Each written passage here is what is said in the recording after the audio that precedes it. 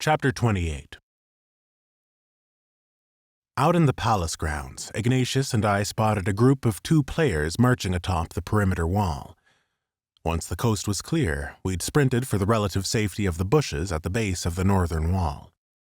The sun beat down as it rose towards its midday zenith.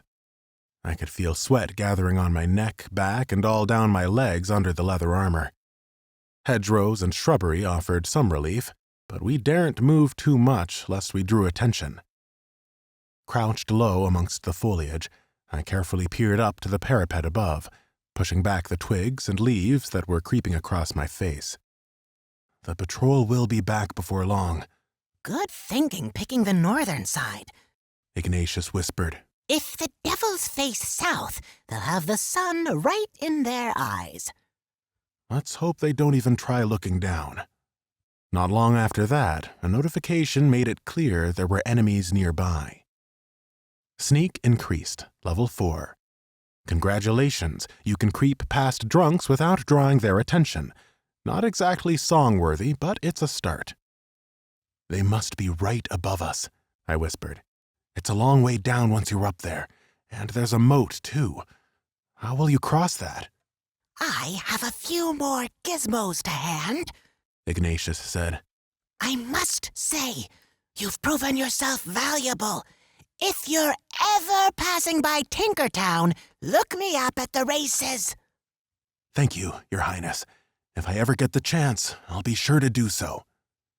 Your reputation with the Mecha Riders is now honored. Your reputation with the Brightspark faction of Gnomeland has decreased to friendly. These rep notifications were interesting. It suggested that there were many sub-factions within wider racial factions, and perhaps many more groups beyond. I'd actually lost favor with the main gnome faction, probably because their favor was linked to how the King of Gnomes felt about me, and I'd just aided his wayward son to escape his apprenticeship and return to a life of street racing. A good thing I'd started off as honored with the gnomes as part of the Imperium to begin with, or I might have entered more dangerous neutral territory. I wondered what would happen to Ignatius at the next reset. Would he simply pop back to the workshop? The fact my reputations had altered suggested not. Ellie had said that if sufficient parameters were met or players drove major actions, then she had the flexibility to alter the world accordingly. Once this was all over, Ellie would assess how best to adjust 100 Kingdoms in light of events at the Spire. Her now prolonged absence sent a twinge of nerves up my spine. She couldn't have been that mad at me, could she? Likely it was a more tangible problem rather than hurt feelings. I couldn't help but worry at her position. Every minute that passed, it must be getting harder for her to resist Azrael's hack. And she could feel in some way, that much I'd gathered. She must be struggling greatly through a version of pain I'd never be able to comprehend. Chancing another glance upwards, I saw the backs of the patrol players on their way to the western portion of the walls. Once they were a good distance away, I clapped a hand on Ignatius's shoulder. Time to go. This will be fun, the gnome said, smiling brightly as he aimed the grappling gun. Farewell, Zoran. So far as scavengers go, your company has been quite tolerable. I smirked. Farewell to you too. It felt nice to be letting the gnome pursue his dream. I got a fuzzy feeling inside that I dare say ran the risk of feeling warm. Something, I admit, I hadn't felt in quite some time. Ignatius fired the gun. Taut wire and hook whistled out of the chamber, ending in a neat clunk as the metal gripped onto the ledge. He tapped the retraction button on the gun and shot upwards. I watched him go, marveling at the smoothness of his journey. The device was as slick as one could hope for. When he reached the walls, I very nearly screamed. I slapped my hand across my mouth to prevent myself shouting out. He'd not given me the arcane crystal. "Hey!" I hissed as loud as I dared. "Ignatius! The crystal!" Ignatius hesitated, and for a moment I thought he was about to double-cross me. but he dug the crystal out of his pouch and laid it down upon the parapet. Too risky to throw it down to you. It'll break if you don't catch it. Here, he added, lobbing down the grappling gun, which he must have deemed sturdier. I caught the gun awkwardly, the barrel cracking against my head for 80 points of damage. Good luck, Zoran. Before I could say any more, the gnome vanished from view. Not wanting to waste time, I aimed the grappling gun just as Ignatius had and fired. I pressed the retraction button only to feel a jerk as the device pulled me swiftly up to meet the hook. I grabbed onto the ledge less gracefully than Ignatius had, arms and shoulders burning as I pulled myself up. Clumsily, I got to my feet, deciding I'd need more practice with the grappling gun before I could call myself Batman. Immediately, I swooped upon the crystal, placing it into my inventory and sighing with relief. I'd just placed the better part of $1,000 into my bag. No small thing. A moment of serenity washed over me, the kind you get from scratching a darn good itch. I'd done it. I'd grabbed enough cash to make everyone see playing games was not a waste of time, and I decided to savor the moment, taking in the view from my new vantage point. Beyond the crenellations, I saw Ignatius flying a hand glider device over the park of Argatha. He soared straight and true, his little body taut as he cut through the air. To the west, the patrol players continued to beat their route, none the wiser about my presence. Dominating the skyline behind them was a great domed structure. Far enough away, it appeared like a blue-gray mountain. To the east, I reckoned I could make out the rim of a coliseum as large as a football stadium.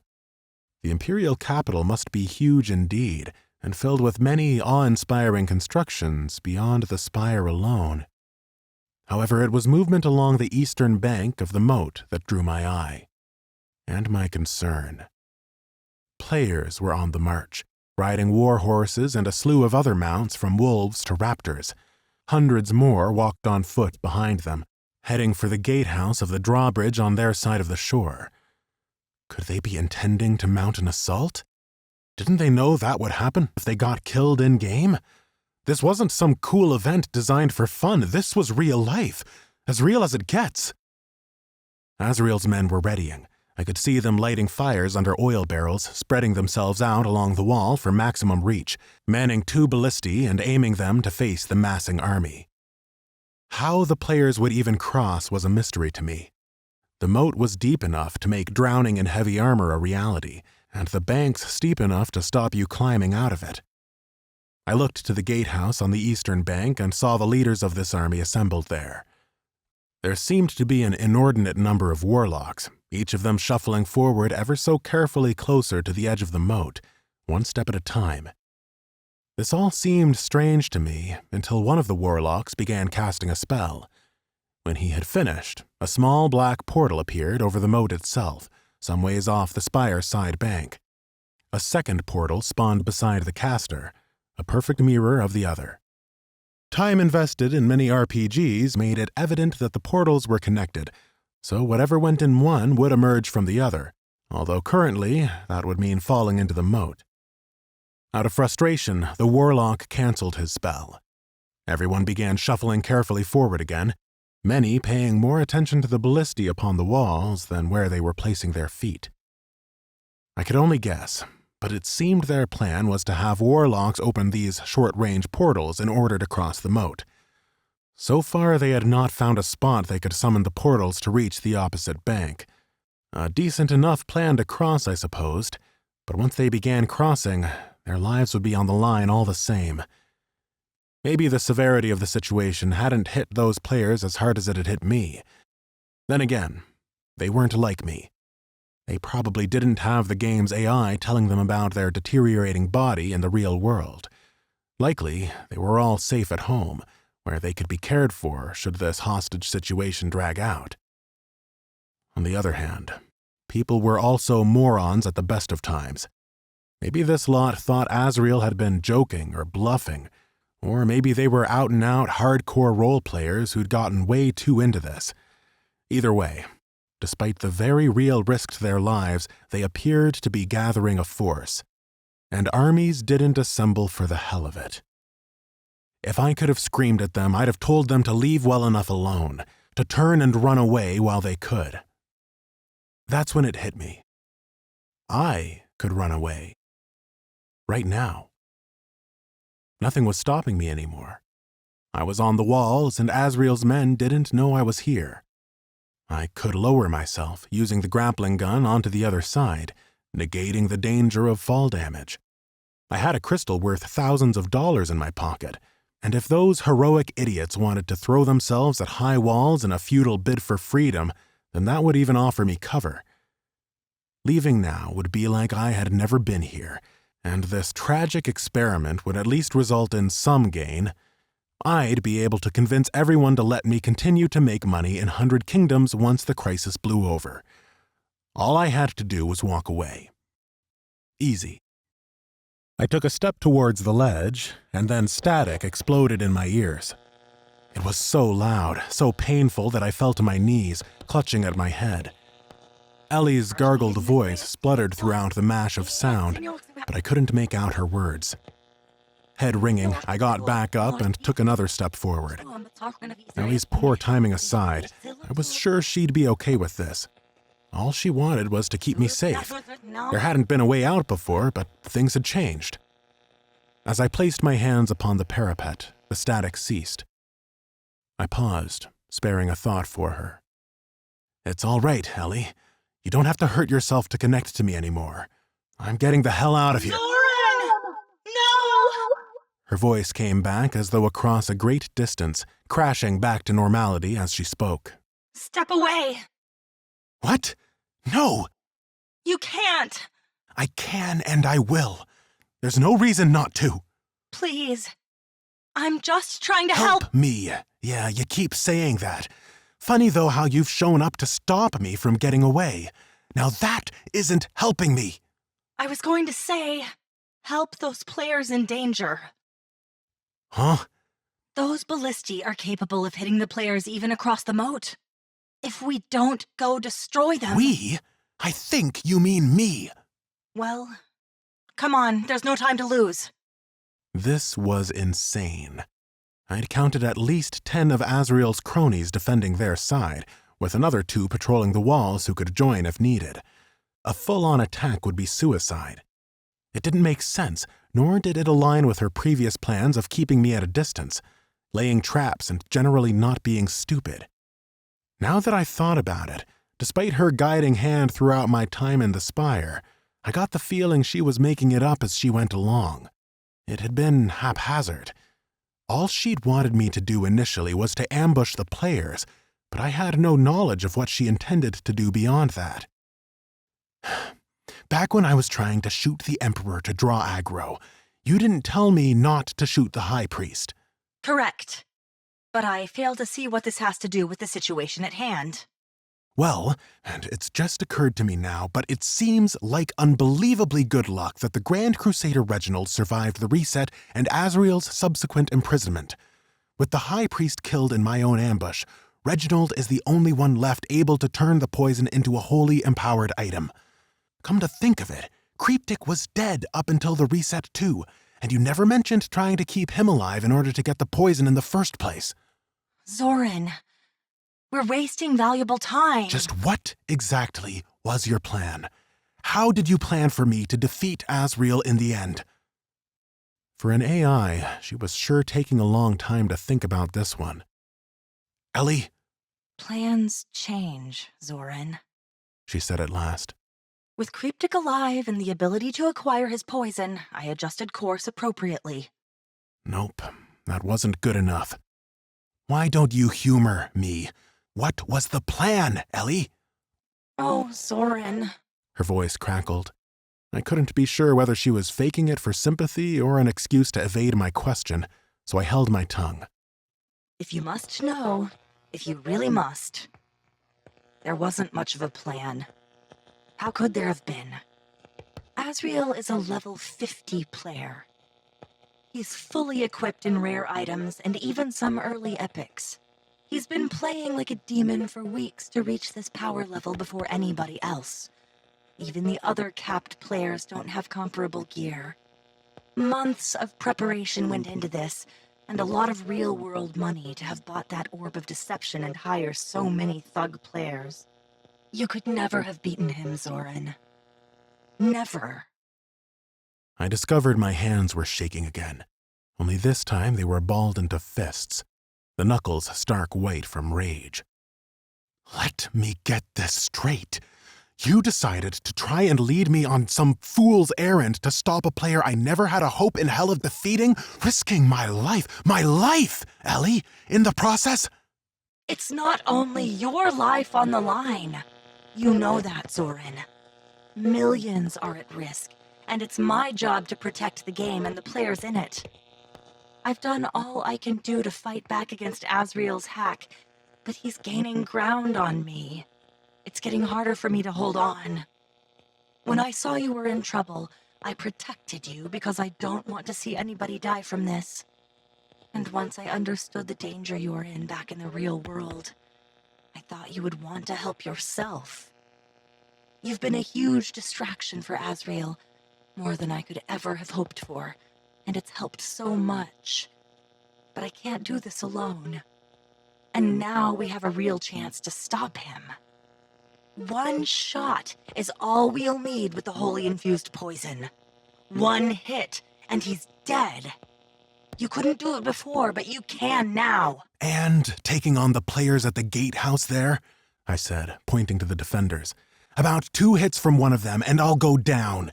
You've seen how close my fights have been. I shook my head. I nearly messed up my life once playing video games, and now I have the chance to try and turn things around. I came here for money, and now I've got some, assuming Asriel doesn't screw up the entire economy, so this won't have been a total bust. Without wasting any more time, I secured the hook of the grappling gun between the crenellations and prepared to abseil down. Money won't solve your problems, Zoran. I began to descend. You've told me repeatedly how nobody respected you in the real world for gaming, that it was all a waste of time and you should be like Lucas or your sister. Well, this is a chance to prove them wrong. Only someone as good as you can pull this off. I clenched my jaw and continued my downward journey. Flattery won't help, I said. You can do something that truly matters. You can be even better than Lucas or Julie ever could, because nothing they could do will ever save millions of lives. But don't do it just to get one up on those around you. Don't be selfish. Do it because it's the right thing to do. My feet touched down on the soft grass. I was free of the Spire. You said you were at your happiest before when you played as a priest for your guild in Myth Online. You liked it because it was the one place where you felt like you had respect, because you led them to kill bosses quickly. But that wasn't it at all. What do you know of it? I told you. I've studied millions of players. Humans aren't so different from one another. And let me assure you, your guild didn't respect you because you got some quick timers on boss encounters. They respected you because you gave up the class you loved playing so that everyone else could have fun and progress.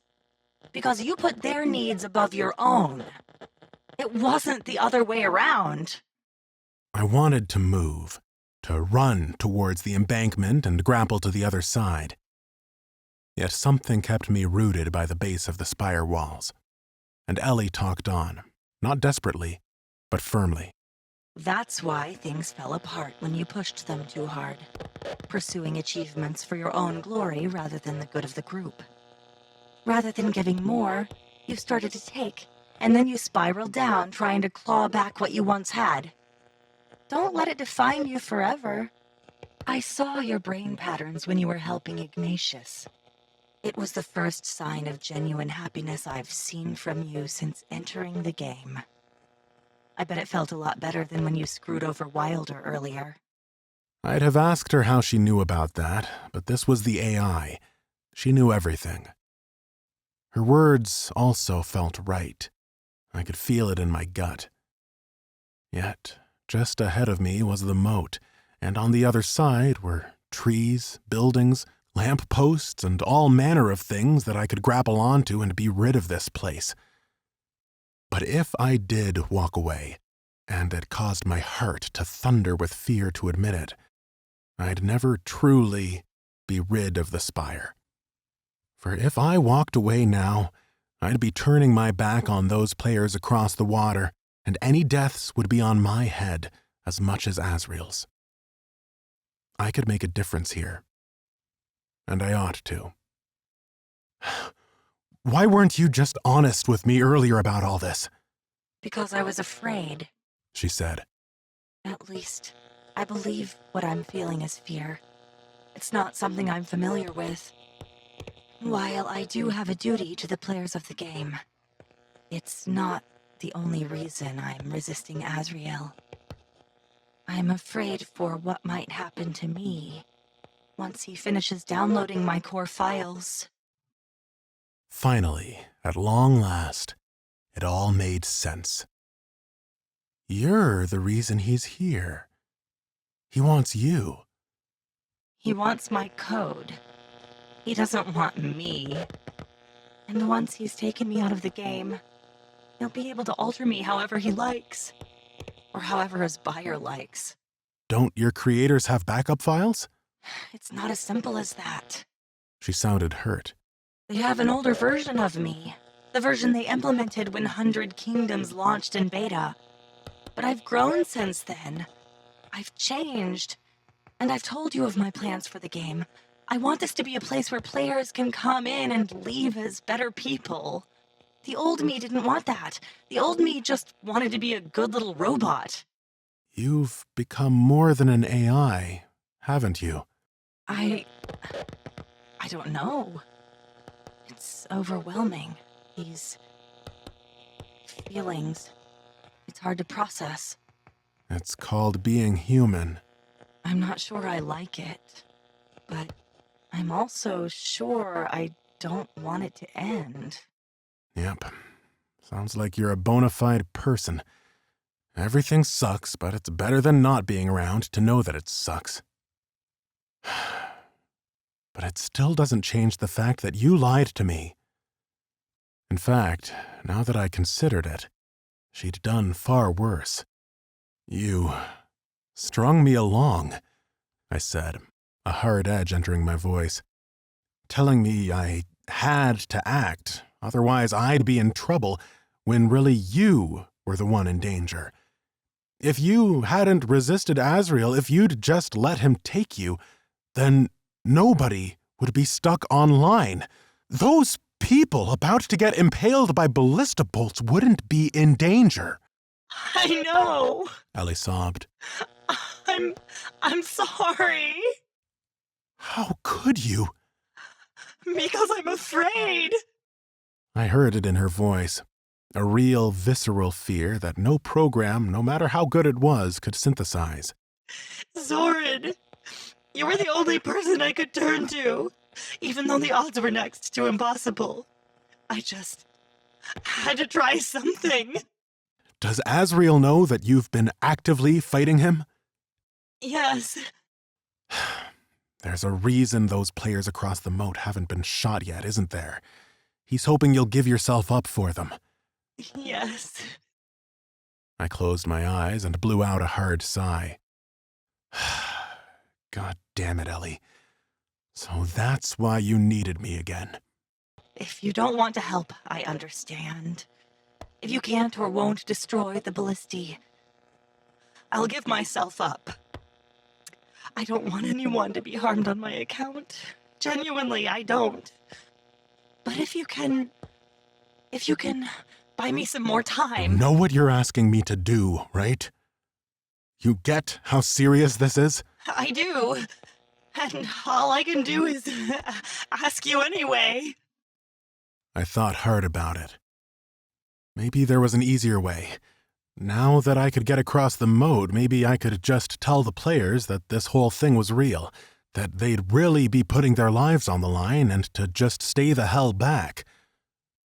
A horn blast sounded from the eastern bank. Ellie gasped. It's too late. The players will get themselves killed unless I go in. No, it's not too late. Not if I get there first. It was the hardest but quickest decision I'd ever made. I turned to face the wall, aimed the grappling gun, and fired. Chapter 29. A jolt rang throughout my body as the grappling gun yanked me back up the wall. Just run, Zoran. It's too late. I've made up my mind. My hands found the ledge and I pulled myself up, this time quickly and easily, as faked adrenaline pounded through my digital body. I faced east. 10 enemy players strung out, the majority atop the gatehouse. 2 ballistae were set up on raised stone platforms, manned and loaded. I started running, a million possible plans racing through my mind.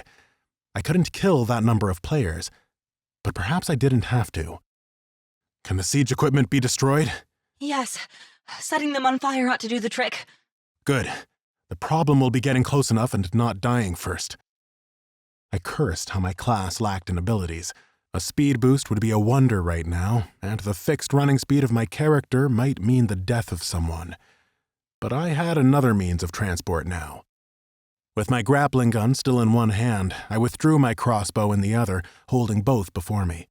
Still running, I aimed towards the distant crenellations of the eastern wall. Tell me when I'm in range. Watch that player!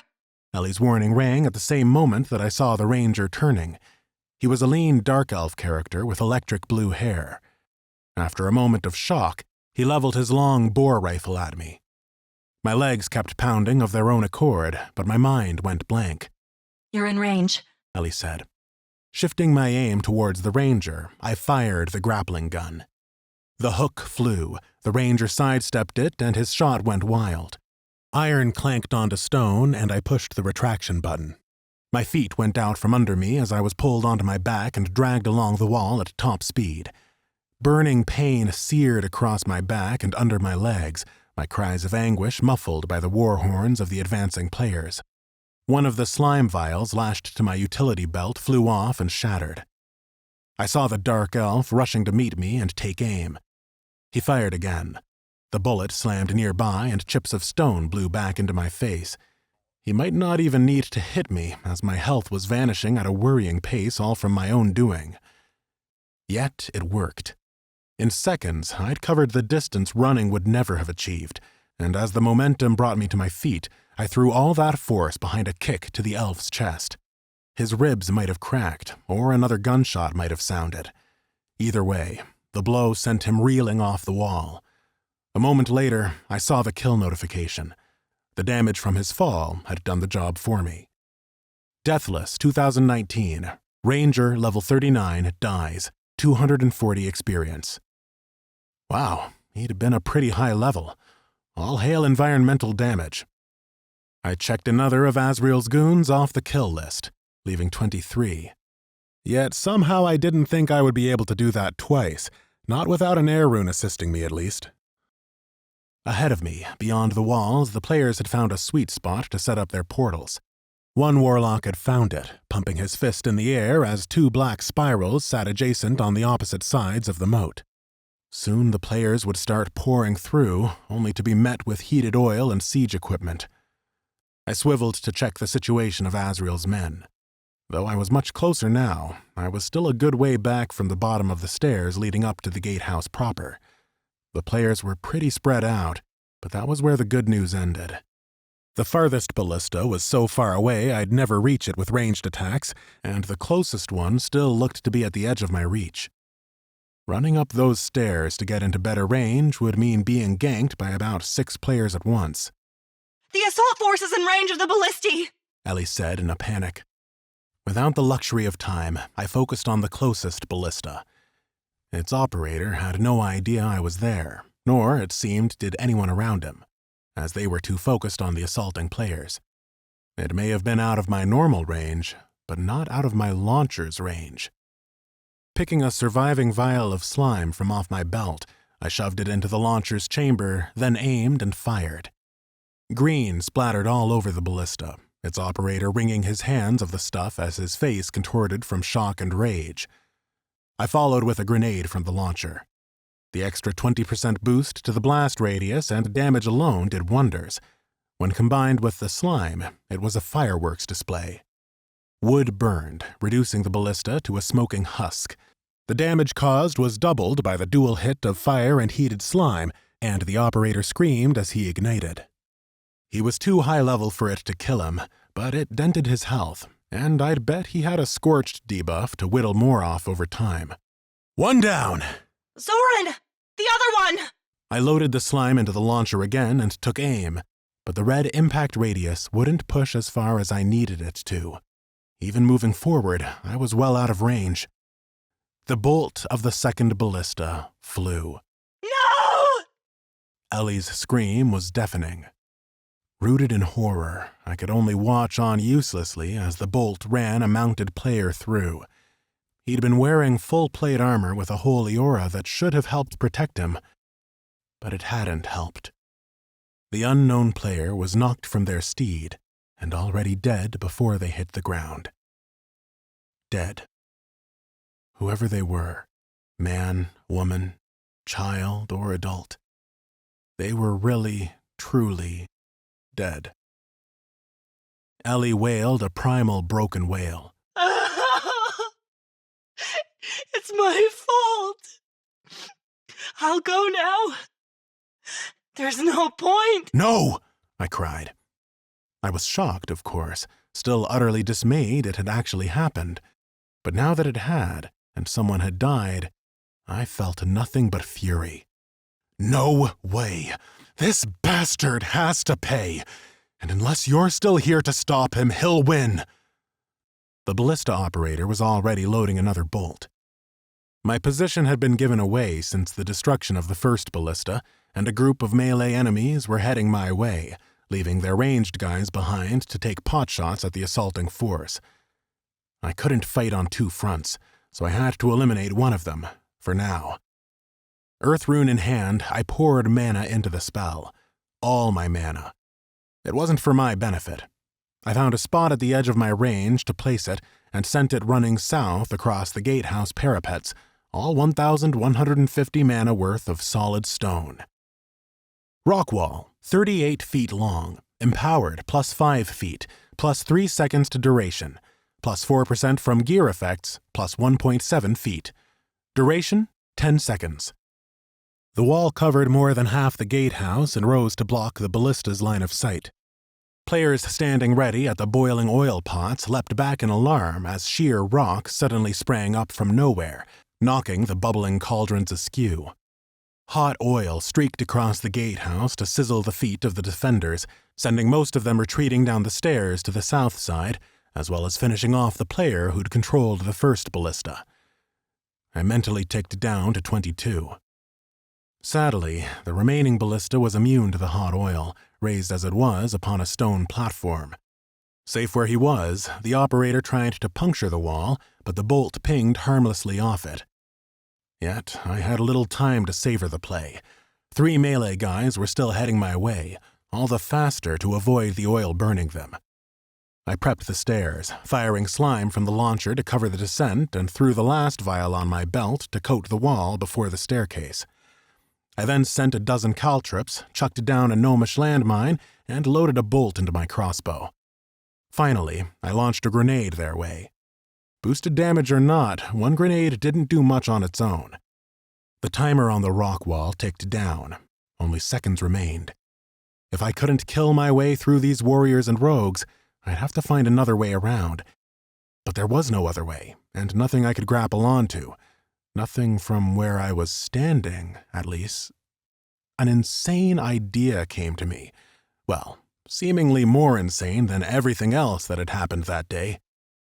I chugged a potion that restored my mana to full as the melee players started to slip and slide down the stairs.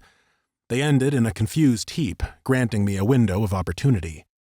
I sheathed my crossbow and took an air rune in hand. Channeling mana and facing my palm down between my feet, I shifted my weight forward and 700 mana entered the spell, creating a gale blast which I prayed would have a good kick behind it. One of the rogues then emerged from the slime and caltrops. Daggers drawn, he ran at me with a dash ability, his menacing eyes meeting mine. That was when he stepped on the landmine and disappeared in a burst of flames and shrapnel. "Gotta watch where you're going," I told him. Then I released the air rune, blasting down against the stone and launching myself skywards. Gale Blast, knockback range 18 feet, plus 4% from gear effects, plus 0.7 feet. The rush was sickening, and the sense of weightlessness alarming as my legs became dead weights under me. I raced towards the clouds, drawing stares from both defending and attacking players alike. I could see for miles up here, but I only had eyes for the scene directly below me. The rock wall crumbling into nothingness, and the player reloading the ballista. It ended all too soon, and I began to freefall. Having angled myself, I'd traveled forward and was now over the gatehouse, knowing that I'd soon be a smear on the stone slabs if I didn't make my next shot. Through some miracle, I did. The grappling hook gripped the ballista itself, and I hurtled towards it, landing astride the operating player. He, a human monk, was a picture of surprise, then of pain when my foot connected with his face. The damage was minimal, but I unslung my crossbow, activating Desperate Shot, and took a headshot at point-blank range for a massive critical hit. Just there for a job, Monk, level 27, dies, 180 experience. 21. I wasn't sure if my heart could take much more of this. In the real world, I must surely be sweating profusely, soaking that dingy mattress completely through. Inside the game, my instincts were commanding my every move. Still standing on top of the ballista, I twisted around and launched a grenade back the way I'd come. A satisfying explosion followed as I struck home, which lit up the melee players in lava slime and rewarded me with another kill notification. 20 guys left. I straightened myself, facing west towards the white shard that was the Imperial Spire. Take the ballista out! Ellie screeched. Not yet. I'd just noticed 2 players approaching from the southern staircase. Hot oil still covered most of the gatehouse, but this was a heavily armored warrior, a tank, along with a priest, a pocket healer for him, and they'd find the oil damage trivial. I should have blown the ballista and got out of there. Instead, I dropped down and began pushing it around, turning it to face the southern staircase. Zoran, don't risk it! You can do it! Just run! I shook my head, gritted my teeth, and grabbed the oversized trigger with both hands. The warrior crested the top of the stairs, the priest directly behind him and his giant shield. A shield that did nothing to prevent a bolt the size of a spear thrumming through it, through the warrior and into the healer it was supposed to protect. The pair died from that single shot. That's 18! Hurry! Ellie urged. The patrol players are coming. You're going to get boxed in! Knowing she was right, I fought against the sudden, wild urge to continue the fight. I backed away from the ballista, drawing a fire rune and pouring the remains of my mana into it. The wood caught fire, and I turned to get out of dodge. Leaping over the hot oil to take as few hits as possible from it, I jumped the last stretch right off the edge of the gatehouse. Twisting in midair, I fired the grappling hook to catch the ledge, which arrested my fall just 10 feet off the ground. Dizzy with relief and hammering nerves, I lowered myself and started running for the hedgerows of the palace gardens, hoping to lose Azrael's men amidst the chaos. I started weaving north again, making for the servants' entrance that I'd taken with Ignatius earlier. Once I made it into the cool shadows of the spire, I stopped, panting from simulated exhaustion. I risked a glance back and couldn't see anyone pursuing. It looked like Azrael's players were too busy trying to get to grips with what had just happened. Smoke still rose from both of the ballistae, machines that would kill no more people. But someone had gone down. Maybe more during the carnage. I hadn't seen everything in that mess. Please tell me the players are backing off now, I asked. They are. Ellie's voice was stranded somewhere between happiness and sorrow. You did it, Zoran. I don't think they'll try that again. You were so brave. With her words, my body accepted that the ordeal was over.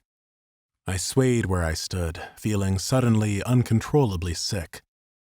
I vomited up against the base of the spire, staining the white stones a vile yellowish green.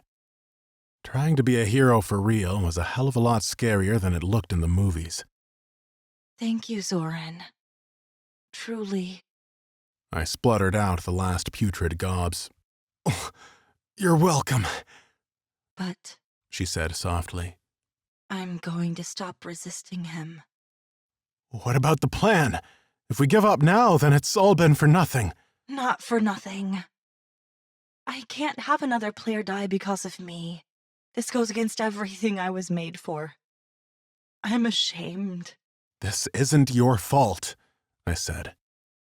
Deep down, I knew it was, but what else could I say to her? Would anyone else have done better in her position? I was a hypocrite. I asked you to be selfless when I was being selfish in keeping you here.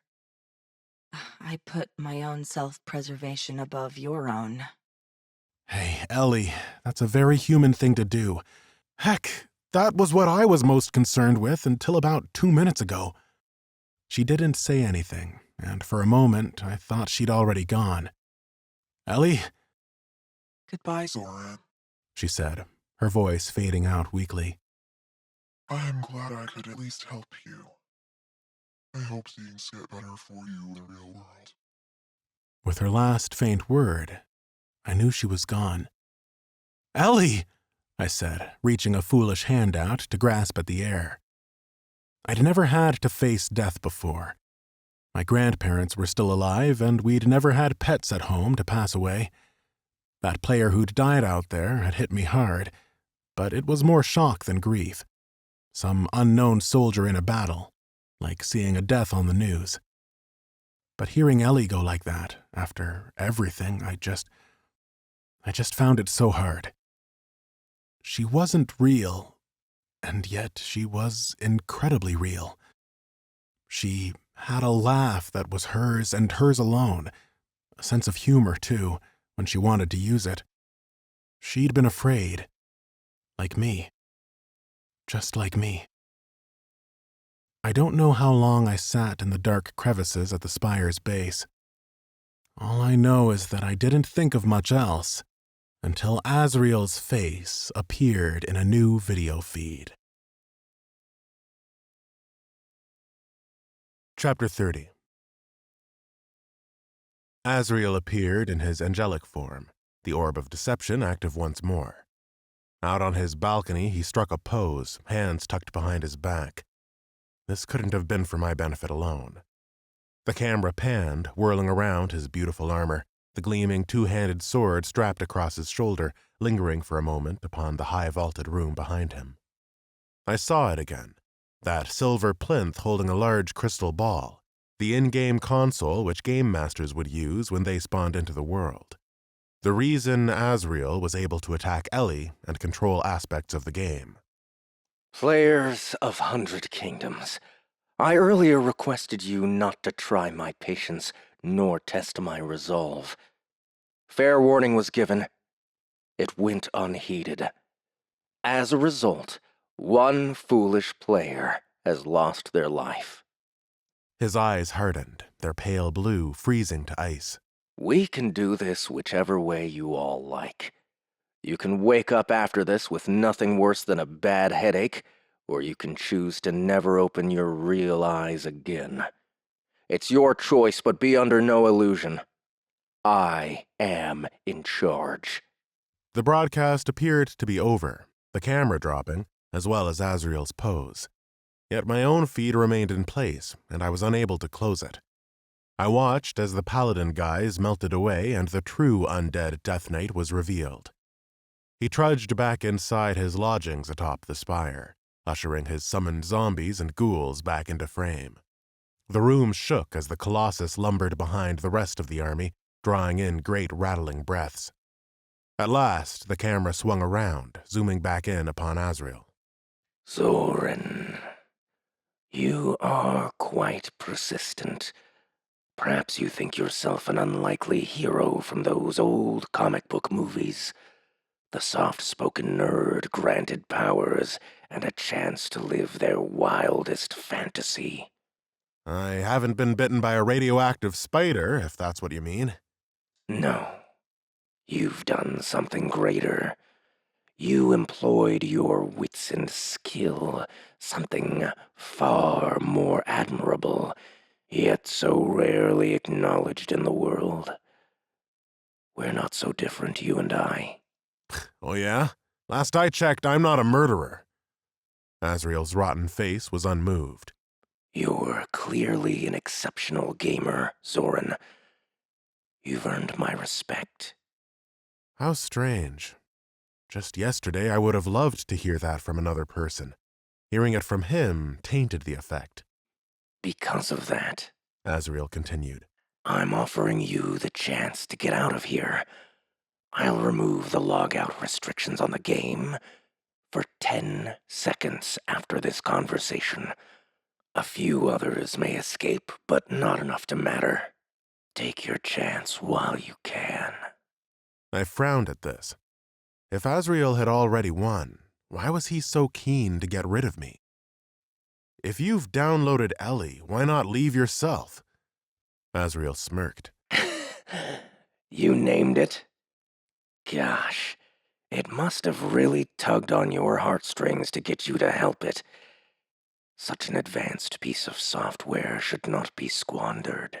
Why are you still here? I said, chewing on each word. The download is at 95%, but given the complexity and size of the program, it will take me over an hour to finish. So, he wanted me gone to finish the job quietly. An hour wasn't long at all, but the time to pick up Creeptic's poison was nearly up. I still had an outside chance. I hope you aren't thinking of still trying to fight me. You and I both know it's over now. For good this time. You can't help it. Her, I insisted. Sentimentalities will only weaken you. Remember that when you leave here. If it's already over, then why try to get rid of me? Because I meant it when I said I don't want to kill anyone. But don't mistake my lack of desire for a lack of conviction. One life has already gone to waste today, and I'd sincerely hate to take yours too. All because you were preoccupied with playing out some heroic fantasy. You speak of conviction, but you don't have a real cause other than your own. You're just some thief. I am the world's greatest thief. A modern-day Robin Hood. And I will give back to all the peoples of the world. And as far as I'm concerned, Frostbite Studios are the true thieves in all of this, robbing humanity for their own profit. I rolled my eyes. You speak the biggest load of crap, you know that? And there it is, a deflection and rejection of hard truths rather than tackling them head-on. My colleagues at Frostbite were just the same. You worked there? Of course. How else do you think I was able to place a piece of code into the game to exploit? You were the one who hacked their systems last year. All the media coverage said it was probably an attack on the gold-to-dollar exchange system, but it wasn't. You were trying to get Ellie. I failed once, Asriel admitted. but I always had my contingency. A sealed door needs to be picked or broken down, but if you're already on the other side of the security, well, you can loot at your pleasure. If I log out, I could just tell the world who you are. Asriel shrugged. Go ahead. Frostbite probably already knows who I am. The patch that contained my code will have my employee ID stamped on it. They might already be trying to find me, but they won't. No one will. I'd run out of things to say, and all I could ask him was simply, why? Why have I done this? Because it must be done. We humans are so very good at escaping, procrastinating, delaying and shunning responsibility. So good, in fact, that we decided that the most advanced AI ever created should power a fantasy game. A literal escape. Not to figure out the final steps to eradicate cancer, to triple crop production, or riddle out solutions to disastrous politics. None of that. There are limitless possibilities, and yet we, humanity, have allowed it to reign over a world that doesn't exist. I think that's the real crime. So let me get this straight. You think you're the good guy here? Seems like you're the one who thinks he's the unlikely misunderstood hero. I never wanted to be a hero, but I am forced to be. You're not a real hero. Ellie is. Because she'd rather you take her and mess with her code than see another person get hurt. And think of the countless millions that might be saved in the future with her help. Well, her programming's help. Frostbite will happily flick the reboot switch on her as though nothing happened, and I'll be quietly preparing to fix the world. My breath started coming in short animalistic bursts through my nose. I wanted him to admit he was a crook and a scumbag and generally act like a normal person might rather than a psychopath. I won't let you, I seethed. Azrael looked more confused than annoyed. This machine lied to you and tricked you into risking your own life needlessly. You want to call someone out for lying? Take a look at that twisted mug in the mirror. It appears that, like everyone else, you cannot be reasoned with. I thought you might be different, Zoran. I'm sorry to find you're just another kid cursed with dangerous naivety and the need to seek approval from others. Indignant, I jumped to my feet and thrust a finger towards him, uncaring whether moving might give away my position. Go screw yourself! Or better yet, that colossus of yours! You talk big, but you wouldn't be letting me go if you weren't afraid I might actually stop you. And her name is Ellie. If you pick her apart and rebuild her, you're basically killing a person. Let that sink in. As soon as the words left my mouth, I knew that it was no good. This man was a killer, no matter what justification he brought to his defense. Azrael sighed and looked down at the floor for a moment before meeting my eyes again in a determined stare. I'm a man of my word, as you've seen by now. The option to leave will still be open to you for 10 seconds after this call. I hope you make the smart decision. For the world as well as yourself. Oh, Zoran, the mighty hero. That's not my name, I said, puffing out of my chest and letting my anger dispel all my anxieties. My name is Jack Kross, and I'm coming for you, asshole. Chapter 31. Azrael cut the video feed. I checked my menu, and sure enough, the logout button was no longer grayed out. If I wanted to, I could get out of 100 Kingdoms. Azrael had kept his word, after all. But I was going to keep my word, too. My blood was up, and I was ready to fight, not to save my own skin, not for gold, but for the one person who had cared enough to help me. It was time I repaid the favor. I entered the Spire through the servants' entrance and tore through the back passageways toward the dungeons, consulting my map at intervals. Caution aside, I grappled from beam to beam and gargoyle to column, zooming across the hallways fast as a bullet. I'd made it this far. I could do this. I just needed a plan. The first thing was to pick up the poison from Creeptick, and I wouldn't be wasting a second. The quest timer neared 0 as I made my way back to his chambers, pinging completion just as I entered the dungeons as a whole. Quest: a short wait for a quick death. It's ready. Return to Chief Interrogator Creeptick. My night vision was good enough now that I didn't need to keep a guiding hand on the hall, and I even got a final bump on that skill as I ran through the gloom. Night vision increased, level 5. Soon you'll be partying with the owls. The prisoners and their cells now stood out to me as though they were lit by candlelight. Not brightly, but it was close enough to full vision. I supposed my effective night vision was actually at level 6 due to my Cowl of Midnight. At least it would help me to navigate the Spire quickly and reach Asriel. I practically shoulder-barged my way into Creeptic's chambers, catching the malignant jerk pouring a red substance onto a rat with harrowing effects. The creature's eyes engorged, then popped, spewing a gelatinous mess across his workbench. Creeptic tutted in frustration and spun to face me. You! Me, I said, meeting his stare with one of my own. Even though his level and elite status meant I'd be pulped in an instant should he choose it, I somehow didn't find the torturer as intimidating anymore. Got my poison ready? Creeptic's gaze narrowed. I do. Come here before I have second thoughts. I hastened to his side, hands outstretched. This had better be damned worth it, or else I'd given up a chance of escape for nothing. Ellie believed in it, and, unlike before, I fully trusted her now. She'd said it would work, so I was certain it would. When Creeptic dropped the tiny vial into my hands, I thought something had, in fact, gone terribly wrong. It was so small. Then I checked its description. Blood of the Old Ones. Poison. Quality, legendary.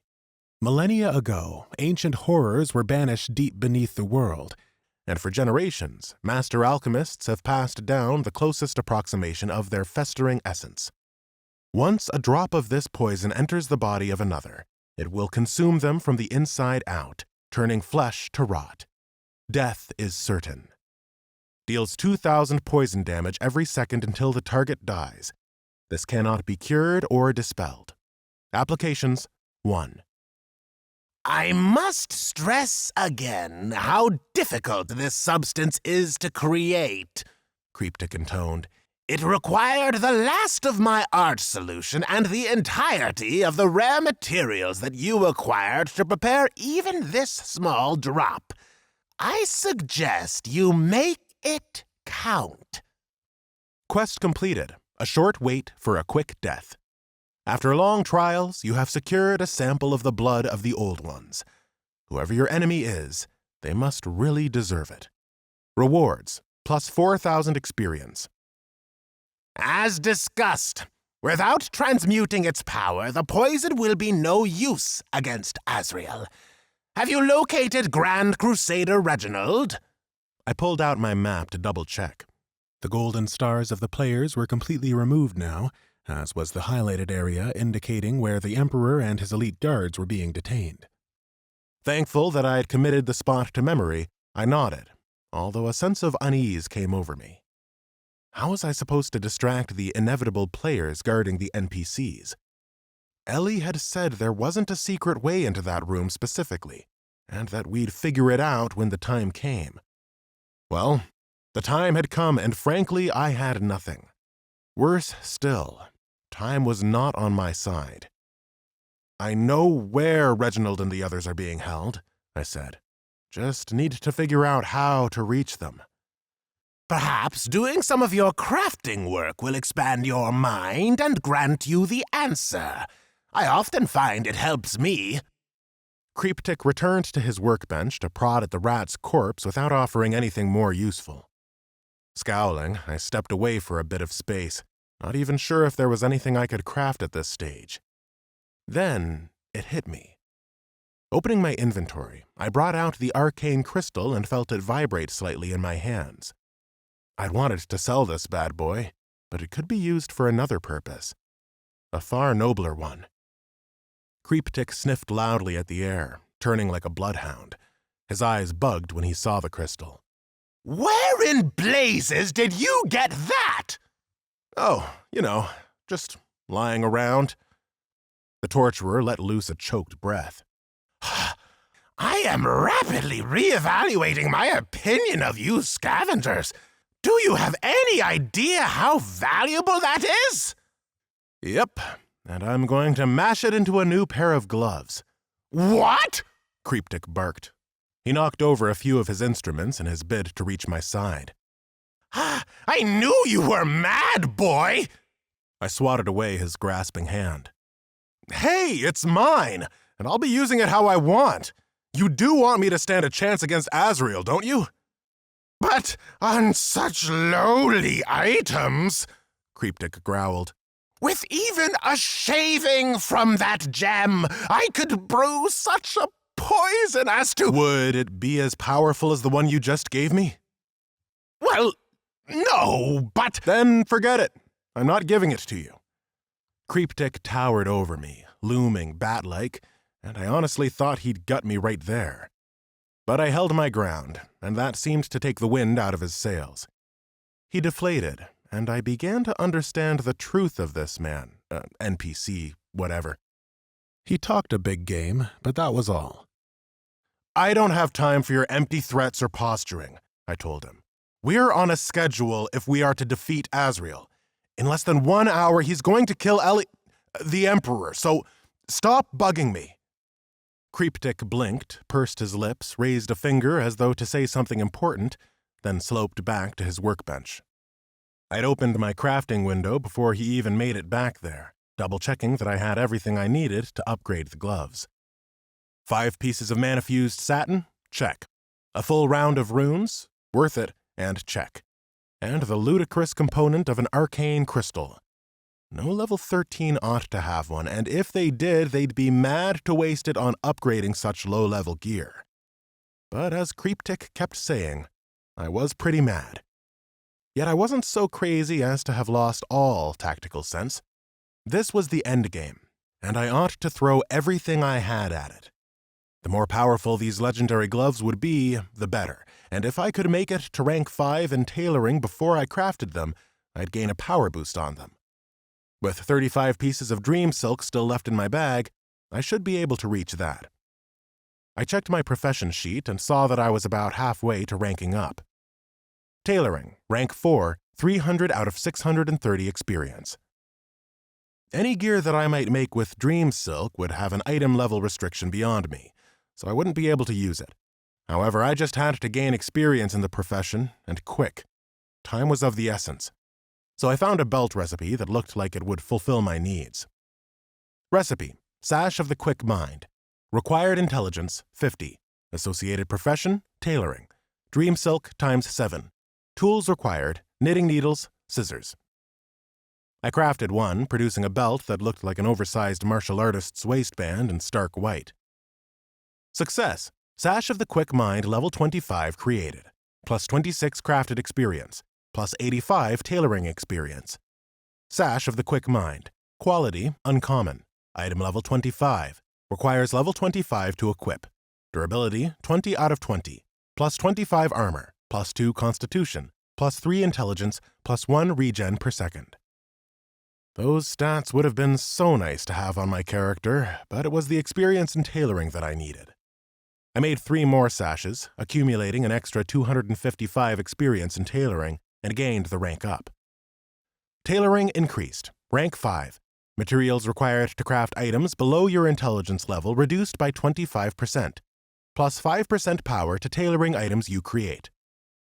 It was a tiny victory, a minuscule boost, and yet I felt emboldened by it.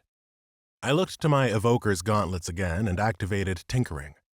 Eagerly, I watched on as my avatar brought out the materials and tools, feeling the rush of anticipation build as I wondered how good a legendary item might be. I hammered the crystal into pieces and used the blowtorch to melt them together into some molten magical thread, which I then wove through my gloves. The satin came next, and I was surprised to find the cloth was an obsidian black. Finally, the runes were infused, and it was done. Success. Evoker's gauntlets have been upgraded to Conduits of the Elemental Lord level 28. Plus 28 crafting experience, plus 94 tailoring experience. Conduits of the Elemental Lord. Quality, legendary, item level 28, requires level 13 to equip. Plus 38 armor, plus 10 intelligence, plus 2.2 regen per second. Plus 8.8% effectiveness to frost spells, fire spells, air spells, and earth spells. Special passive. Infused with runic power. These gloves allow the user to summon the power of the elementals through hand gestures without the need to hold onto runestones. The required runes must still be present in your inventory to draw on them. This item is soulbound to you. Simply incredible. The jump in power from uncommon items to epic was significant, but the jump to legendary was that again and then some. Truly, these items in 100 Kingdoms were worthy of the label.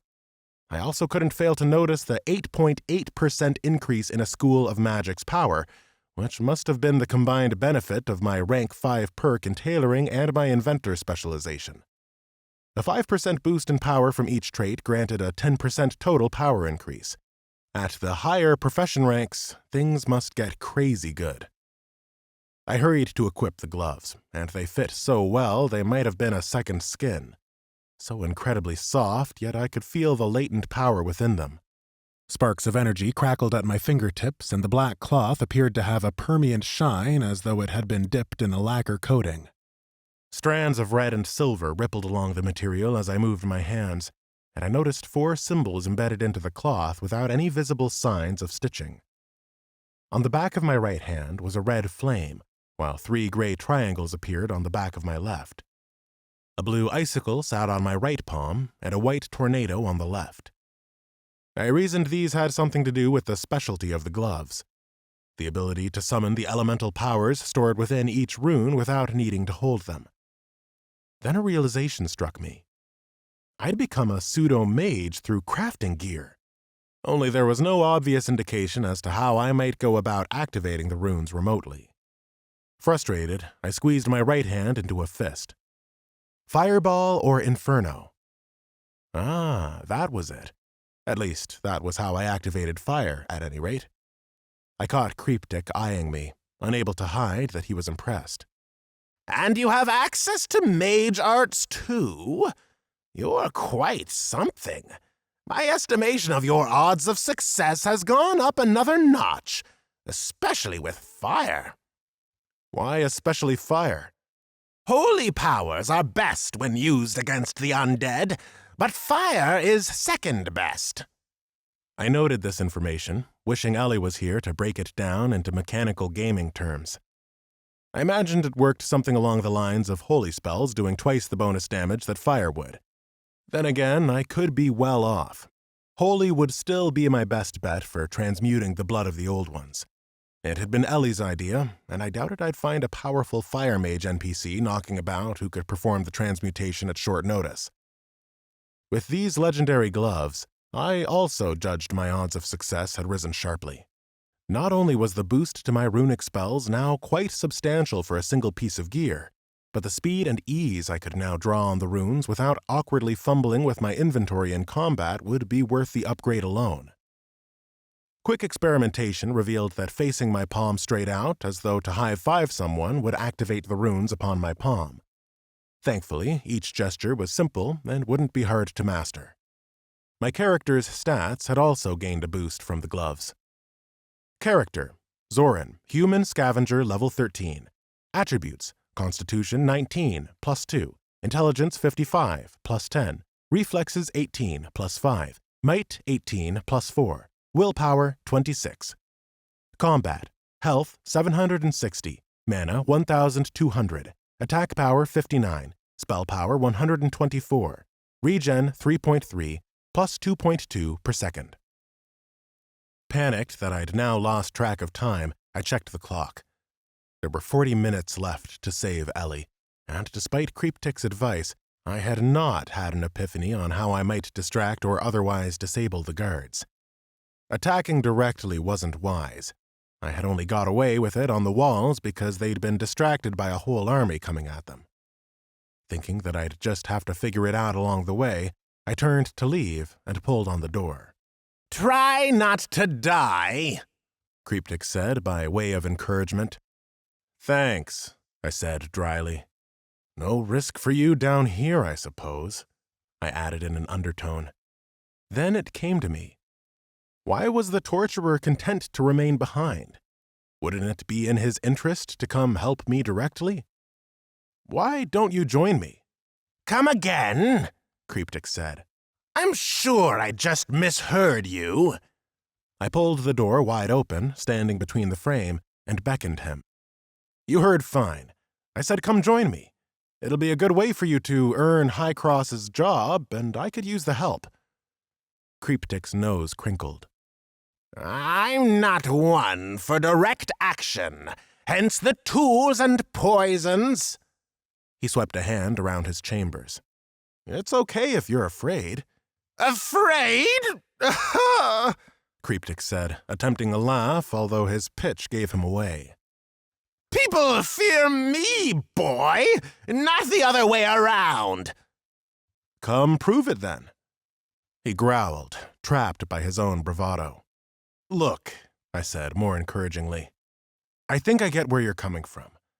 Most of my life, I've sat back, hoping what I want will just come my way without making any real effort to improve things myself. All I did was get angry and resentful when I really should have stepped up.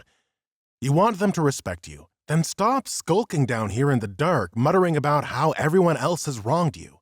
Get up there and prove to the Emperor why he should make you his chief intelligence officer. Creeptick pressed his pale lips into a thin line, frowned, and bowed his head in thought. Then, all at once, he snapped up his cruel-looking knife, the horrible red substance he'd been pouring on the rat, a dozen vials of poison in varying hues of green. With a swirl of his cloak, he vanished. Then his voice rang out behind me. Lead the way, Zoran. I shall fight with you. Chapter 32. Creeptick and I made our way to the 8th floor with all haste. Azrael would be one floor up inside the Hall of the Makers, and it seemed he'd pulled the majority of his men back there as a final line of defense, for we'd encountered no resistance. So far. As we approached the holding area of the Emperor, Creeptick indicated we should pause. Allow me to scout ahead. The torturer vanished in another swirl of his cloak, presumably into some powerful form of stealth. Waiting for him to return, I took stock of the items I still had that would be useful in the coming battles. Blood of the Old Ones, Greater Mana Swirl Potion ×4, Gnomish Landmine ×9, Journeyman Grenade ×9, Steel Caltrip ×18, Frost Rune ×7, Fire Rune ×9, Air Rune ×9, Earth Rune ×9, Vial of Arch Solution ×16, Disorienting Venom ×2. It was as good an arsenal as I was going to obtain in my position. I resupplied my makeshift utility belt with grenades, caltrips, and slime, glad to be able to keep the runes safely inside my inventory. Next, I tightened the silk wire holding my bayonet in place on the crossbow. I fully expected it to fall off in the fighting, but if I did need to use it, then I would probably be in deep shit to begin with. That disorienting venom I'd scavenged from the rogue Biterzog may come in useful, but like the blood of the old ones, the trick would be in applying it. My mind turned to how many players I'd probably be facing. Without Ellie's help, I couldn't know for sure whether Azrael had redeployed his remaining 18 men, so I had to make my best guess. I assumed 3 were still outside the armory, blocking my entry and unaware of my movements. They might be recalled when the fighting started, but hopefully they'd arrive too late to help. There'd been a dozen players out on the walls, and I'd taken out 4, leaving just 8 there. Azrael might have reinforced them, but I couldn't know this for sure. It was doubtful he would remove them in case some crazy players attempted another assault, so I felt those 8 were still out there and too far away to have any impact on the fight to come. That left 9 players up here, excluding Azrael himself. 10 in all. A fair number, and there would be nothing to distract them. Suddenly, smoke billowed before me, nearly making me jump out of my skin. Creeptick had reappeared. As suspected, there are adventurers guarding the door, he reported. How many?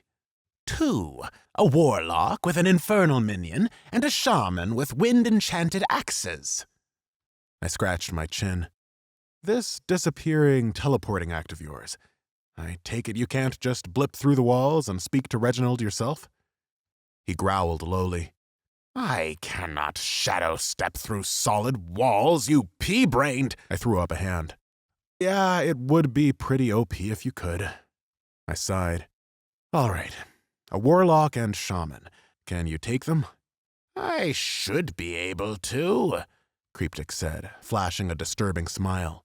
Although the shaman has a totem of warding, which means he'll be alerted to anyone trying to sneak up on them. I'll draw their attention towards us, away from the totem. Then you can strike. Very well, Cryptic said. One last thing. It appears Azrael has locked the Emperor away in his own solar. These are his private chambers for sleeping and study, and only Aurelius himself holds the key. Azrael must have taken it by force. I flashed a smile of my own, taking out Aurelius's key from my bags. You mean this key? Cryptic gave a slow, thankfully silent clap. A scavenger and a master pickpocket. You'll be a most useful agent for me after my promotion. Uh-huh, I said, trying to formulate a quick plan together for dealing with the shaman and warlock. This hallway wasn't well suited to ambushes from above.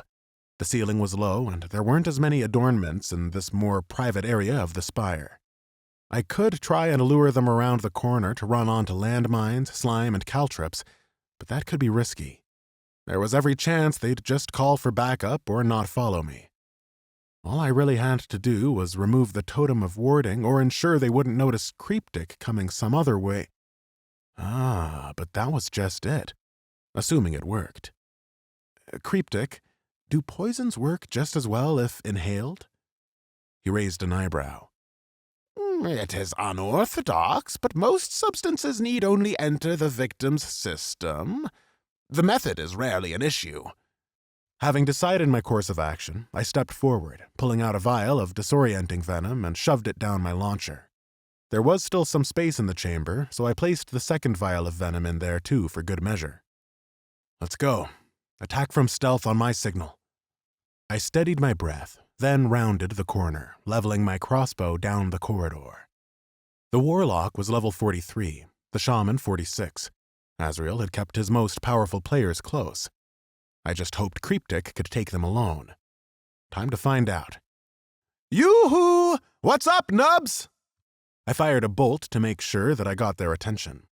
The shaft zipped towards the warlock, but his infernal lumbered to block it, and the arrowhead glanced off its flaming stone form. It roared at me, like a cross between a crocodile and a lion, and smashed its fist into the floor. Paintings fell from the walls, and the carpets singed at the impact. Twirling his axes, the dwarf shaman took a step forward, while the warlock began channeling a bolt of pure darkness. Behind them was the warding totem, but hopefully it wouldn't matter. Switching to my launcher aim, I picked a spot right at the feet of the players and fired. Just like the vials of slime out on the walls, the two smaller vials of venom hurtled forth. Facing my left palm forward, I summoned an air rune and sank 500 mana into the Gale Blast, taking a stab at how much power I'd need to pull off the desired effect before releasing it down the hallway. Vials smashed, poison splashed, and the runic air vaporized the lot. A mini mushroom cloud of green gas whooshed upwards into the players' faces. Moments later, the shaman stumbled through the cloud, spluttering and clawing at his eyes.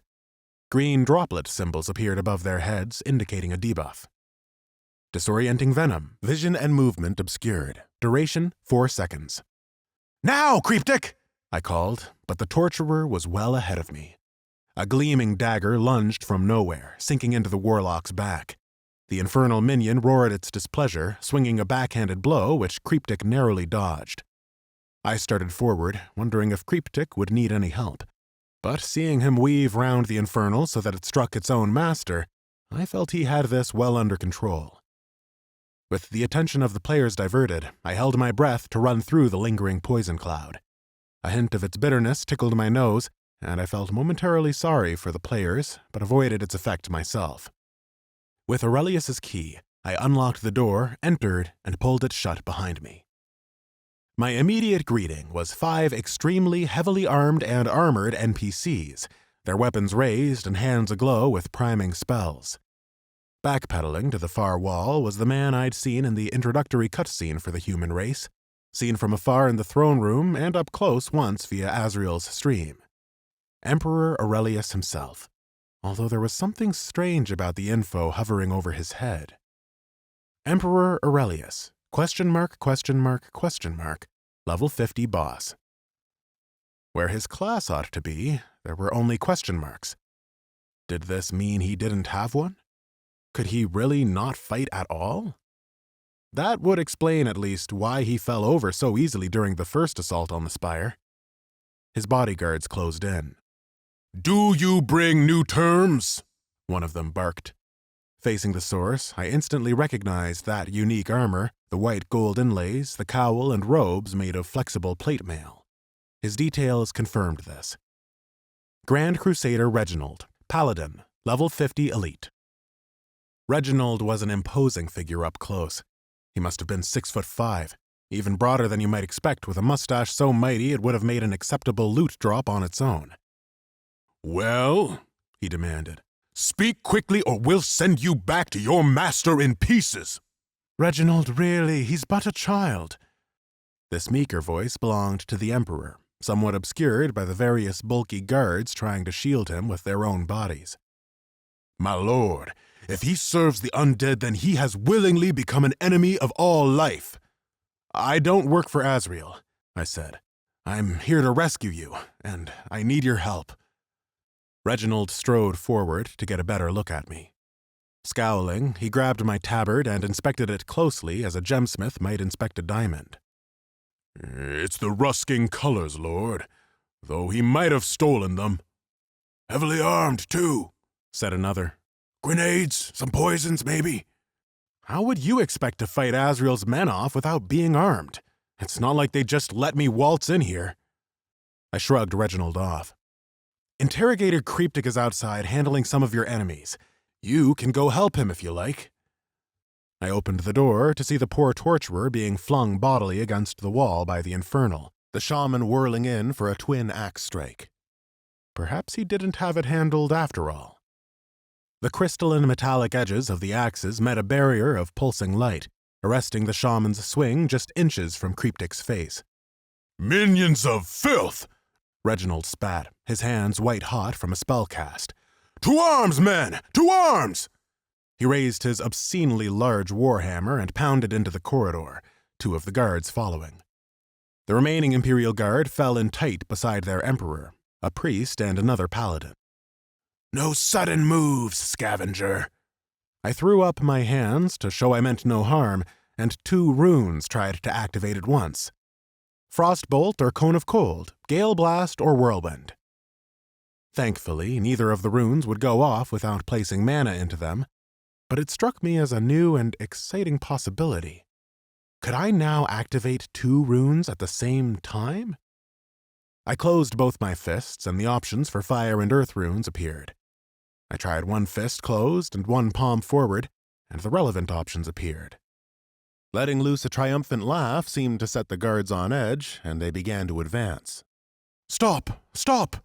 Aurelius said, as more of a plea than an order. "This boy has come to set us free." "Sir, how would he have got your key if not from Asriel?" "Cryptic pickpocketed it from him," I said hastily.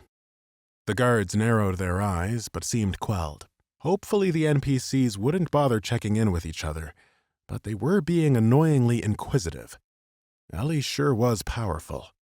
All the more reason I couldn't let a nutter like Asriel have her.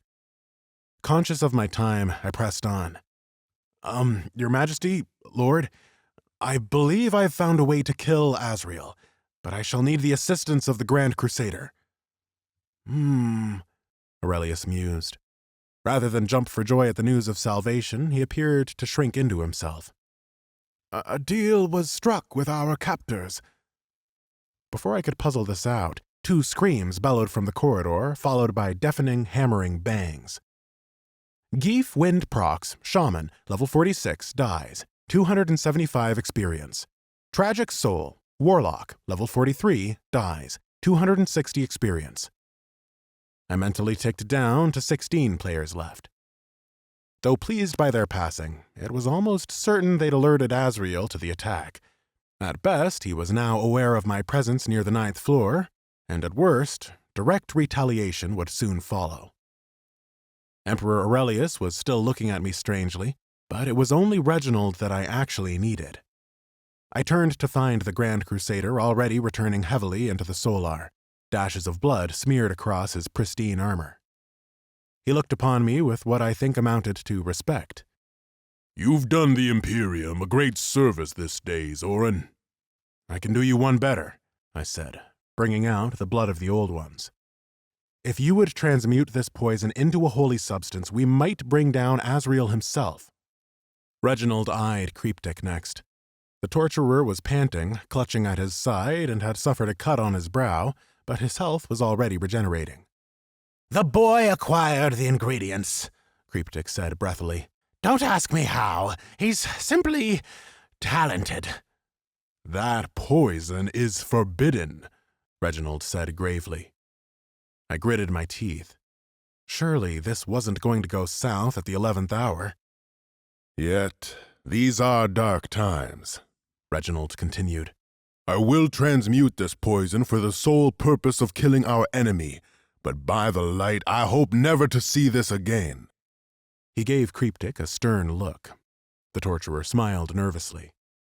I thought about chancing my luck a little more. You could all come with me?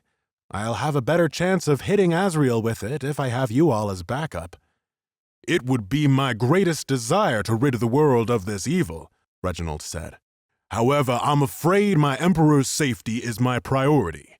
We ought to take him from the Spire, then return to deal with this menace. But I don't have time for that, I said. What if Asriel flees once he finds out you're all gone?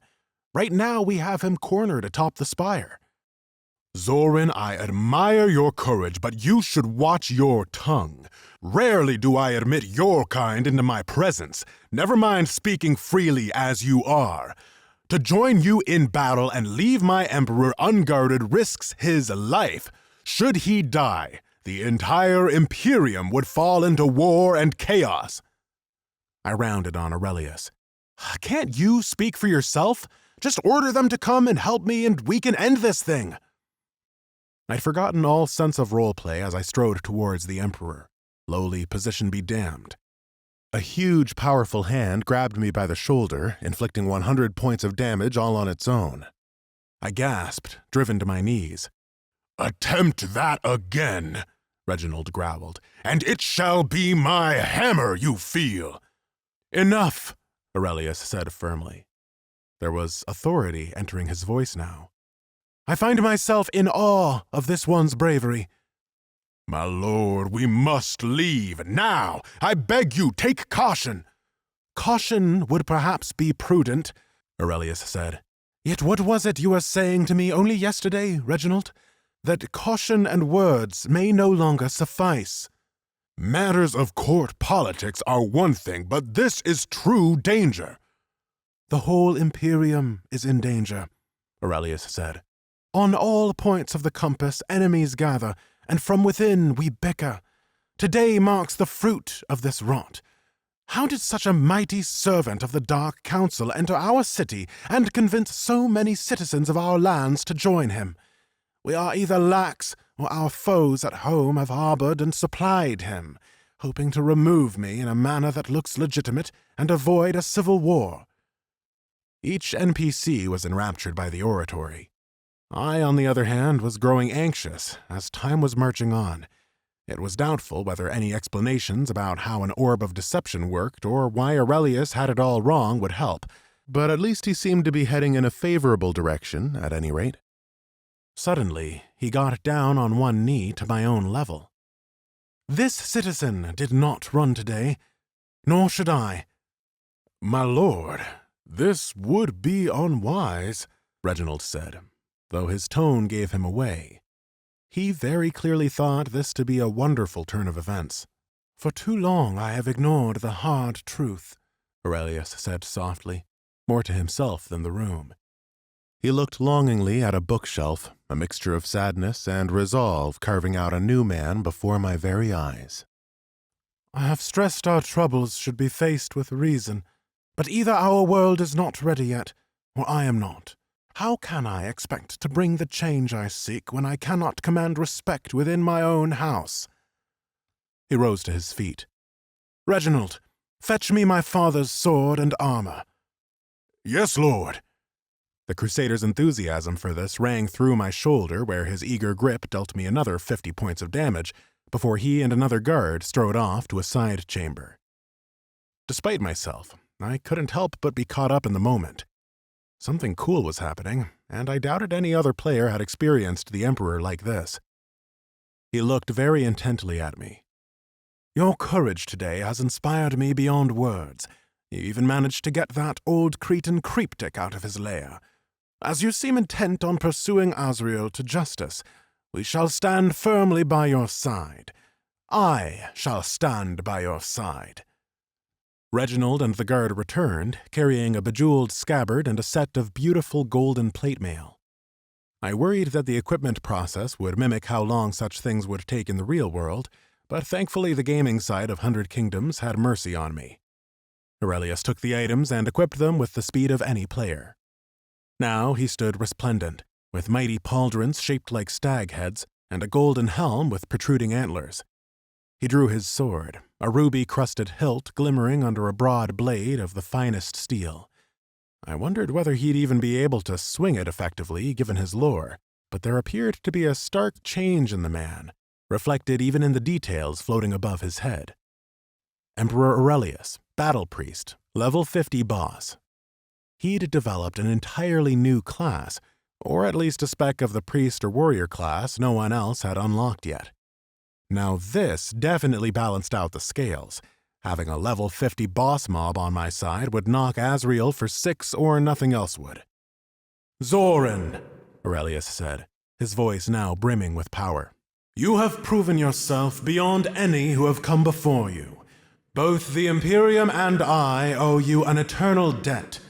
I dub thee a knight, granting you title and all the benefits that lie therein."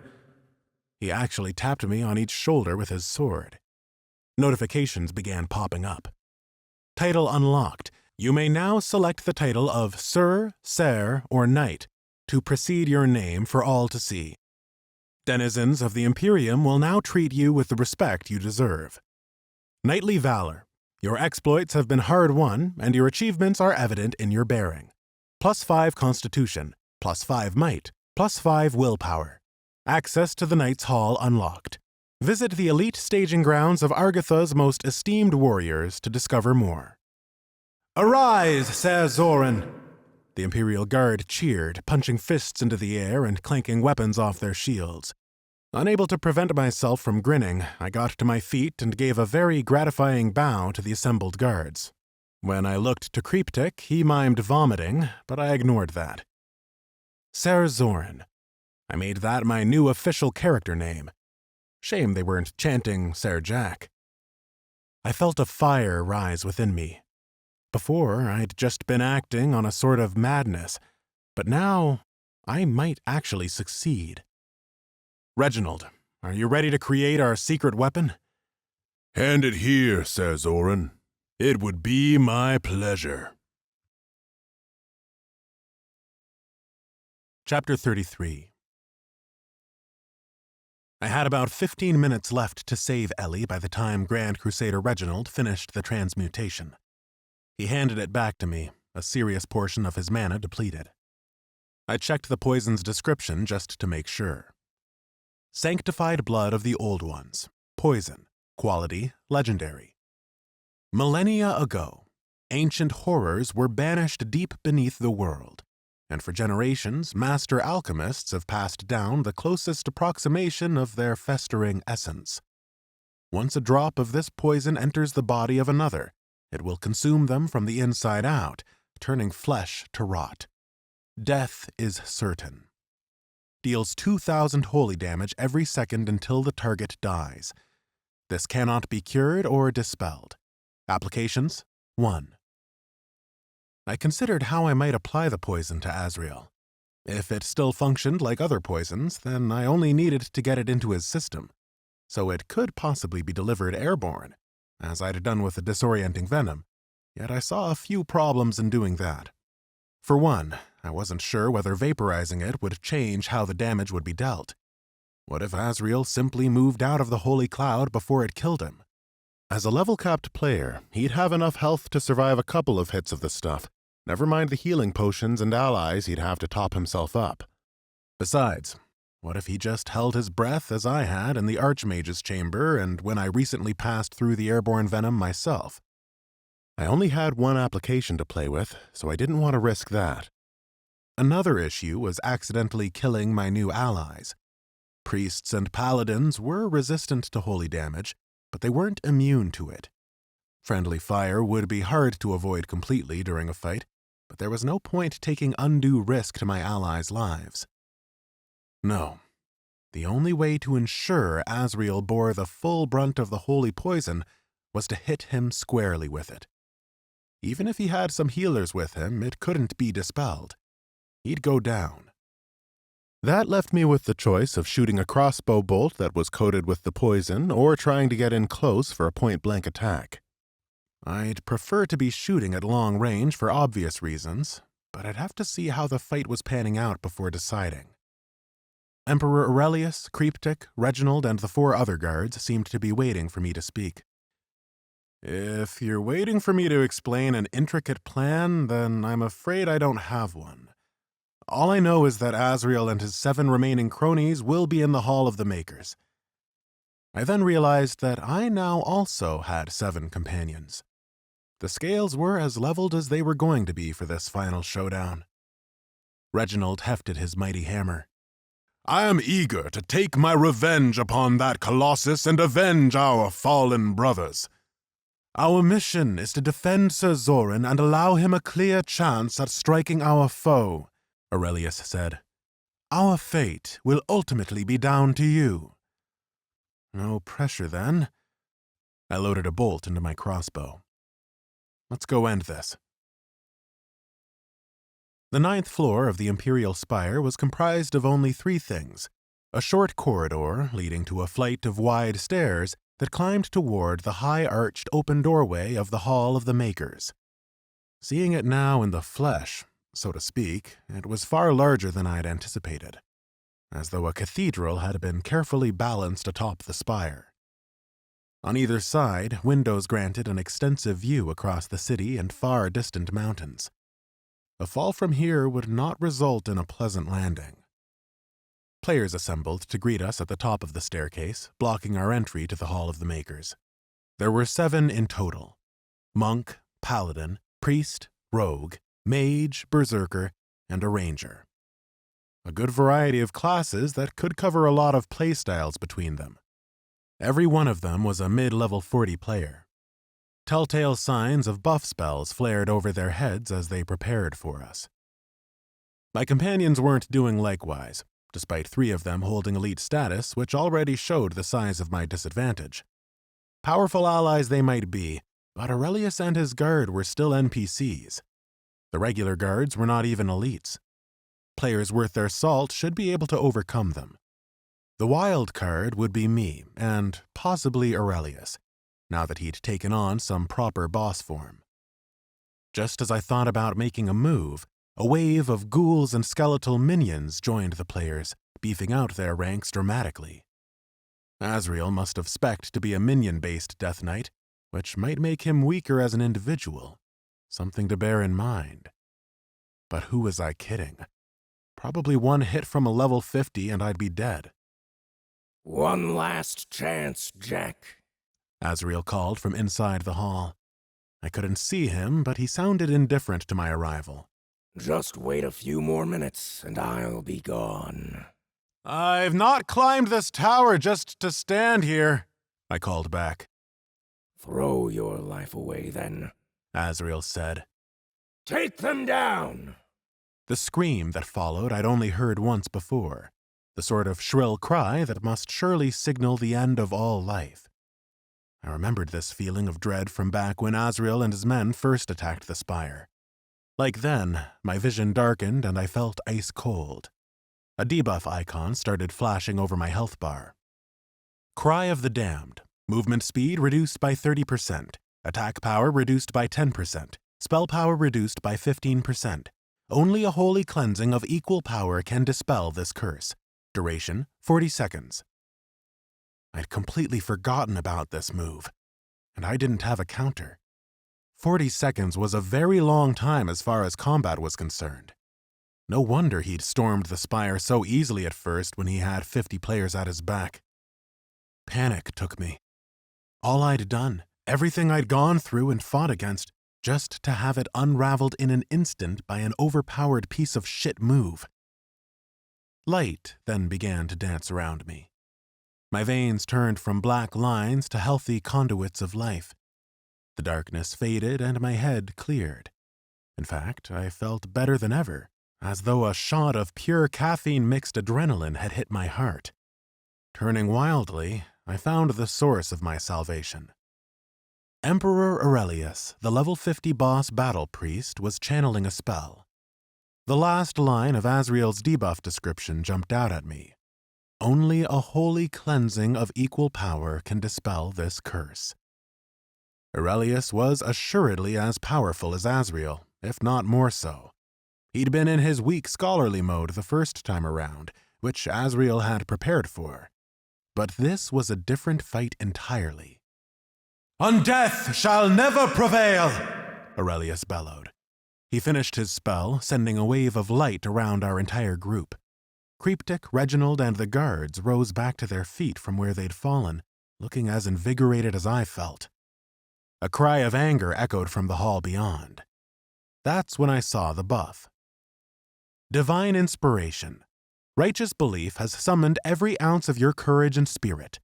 Go now and face all odds. Plus 20% to all physical stats. Duration, 2 minutes. The Emperor thrust his gleaming sword forward. "For the Imperium!" Reginald, Creeptic, and the others drew their weapons and yelled the same. Just hold them! Azriel screamed, the confidence in his voice faltering. More orders rang from inside the Hall of Makers, and the enemy players scrambled to follow. The ghouls and skeletons surged forward first, early cannon fodder to spare the players. I jumped ahead of my allies, throwing down every gnomish landmine I had, and then the caltrops for good measure. I didn't want us stuck in a brutally narrow corridor distracted by minions. We had to get into that hall fast. My whole world narrowed in on the moment. This was a boss battle of epic proportions. Phase 1. Interrupt the boss's spellcast, meaning get Azriel the hell away from that console. I'd deal with Phase 2 when we got to it. Ghouls and skeletons obediently trundled on, oblivious to my traps. Bang after bang sounded and flames licked at the ceiling. The windows on either side shattered from the blasts of the mines detonated in quick succession. I raised an arm against the light and heat, feeling chips of bone rake at me as they flew by, shaving points off my health. Yet, despite it all, the traps weren't of a level to match the level 50 summoned creatures. Plenty of the undead minions were emerging through the blaze, albeit burning and weakened, the heated caltrops lodged in their saggy flesh. A ghoul with half a face swung a rotten arm at me. My reflexes were good enough to dodge it and follow with a stab from my bayonet. Its health hardly budged, but it plummeted to 0 when a glowing warhammer smashed into the remaining half of its face. Reginald offered me a hand, and I ran into the fray behind him, keeping close to the Grand Crusader as he made short work of the weakened undead. As we neared the bottom of the stairs, I checked on the players. Their plans must have been ruined by the rapid destruction of Azriel's minions, for they were strung outside of a formation, some having made it halfway down the stairs before stopping to assess the situation. Worried that the NPCs would attack sporadically while the players focused their damage onto one target at a time, I picked a rogue at the front of the group and pointed to him. "Kill this guy first. He's weaker." I even shot him to emphasize the point. "Nay, Sir Zoran," Aurelius said, pointing in turn at the armored warrior behind the rogue. "This one draws my eye. We should deal with him first." "What the—" I started. Then realization smacked into me. My allies were being drawn towards the tankiest player of the group. This warrior was drawing all their aggro. I couldn't have that. The rogue darted forward, clearly anticipating his tank picking up the mobs. This presented an opportunity. I closed my left fist. Rock armor or rock wall? I pumped 200 mana into a rock wall and raised it between the rogue and the warrior, cutting the rogue off from the rest of his group. The rogue carried on unaware. I wondered if he even realized what had happened when 6 mobs and a boss suddenly turned all their attention onto him. Aurelius and Reginald's attacks sent him reeling, and his back hit the wall before Creepdick delved 2 daggers into his chest. A chink of metal rang off hard rock. Sly Eye, level 44 rogue, dies. 265 experience. If only the rock walls would last longer. Even when I'd dumped all my mana into one, it had only lasted for 10 seconds. It would have been insane if they lasted much longer, and sadly, it looked like my one shot at that tactic was up. As the rock wall crumbled away, the players behind it were revealed. They'd pulled back to form a 2-man shield wall in the doorway to the Hall of Makers, their paladin and warrior holding great shields abreast with their healers close beside them. Being so compact, the game would count their packed bodies as an obstruction, making it impossible for me to place another dividing wall. The group's monk backflipped over the shield wall to safety. Lacking that acrobatic capability, I didn't see an easy way in. My allies surged up the staircase, oblivious to the idea of proper tactics. If I could direct them, they were dangerous, but this was going to be like herding cats. I rammed a grenade into the launcher and aimed, thinking of adding to the torrent of damage that was now hitting their tanks, but I lowered it a second later. A few journeyman grenades wouldn't help. The damage would be quickly healed and I'd have wasted a precious resource. But I had to do something, and fast. Now that the players had rallied themselves, they were better suited to a drawn-out fight. Their healers diligently spam-healed their tanks, who in turn appeared to be blowing defensive cooldowns, and their mage and ranger were throwing plenty of focused damage onto one of the weaker guard mobs. Unlike the players, my allies didn't heal as fastidiously, and a warrior guard on my side toppled over dead. Just a little longer, Azrael called. I am almost done. God damn it, I hissed. Something had to be done to break that formation. Sucking in a deep breath, I grabbed a mana potion in my right hand and closed my left fist again. Rock armor or rock wall? I'd regenerated over 100 mana since using the last rock wall, allowing me to pour a clean 1,100 into rock armor. Not a full mana dump, but close to it. Rock armor. Incoming damage reduced by 73%, plus 8.8% from gear effects, plus 6.4% damage reduction. Duration, 7 seconds.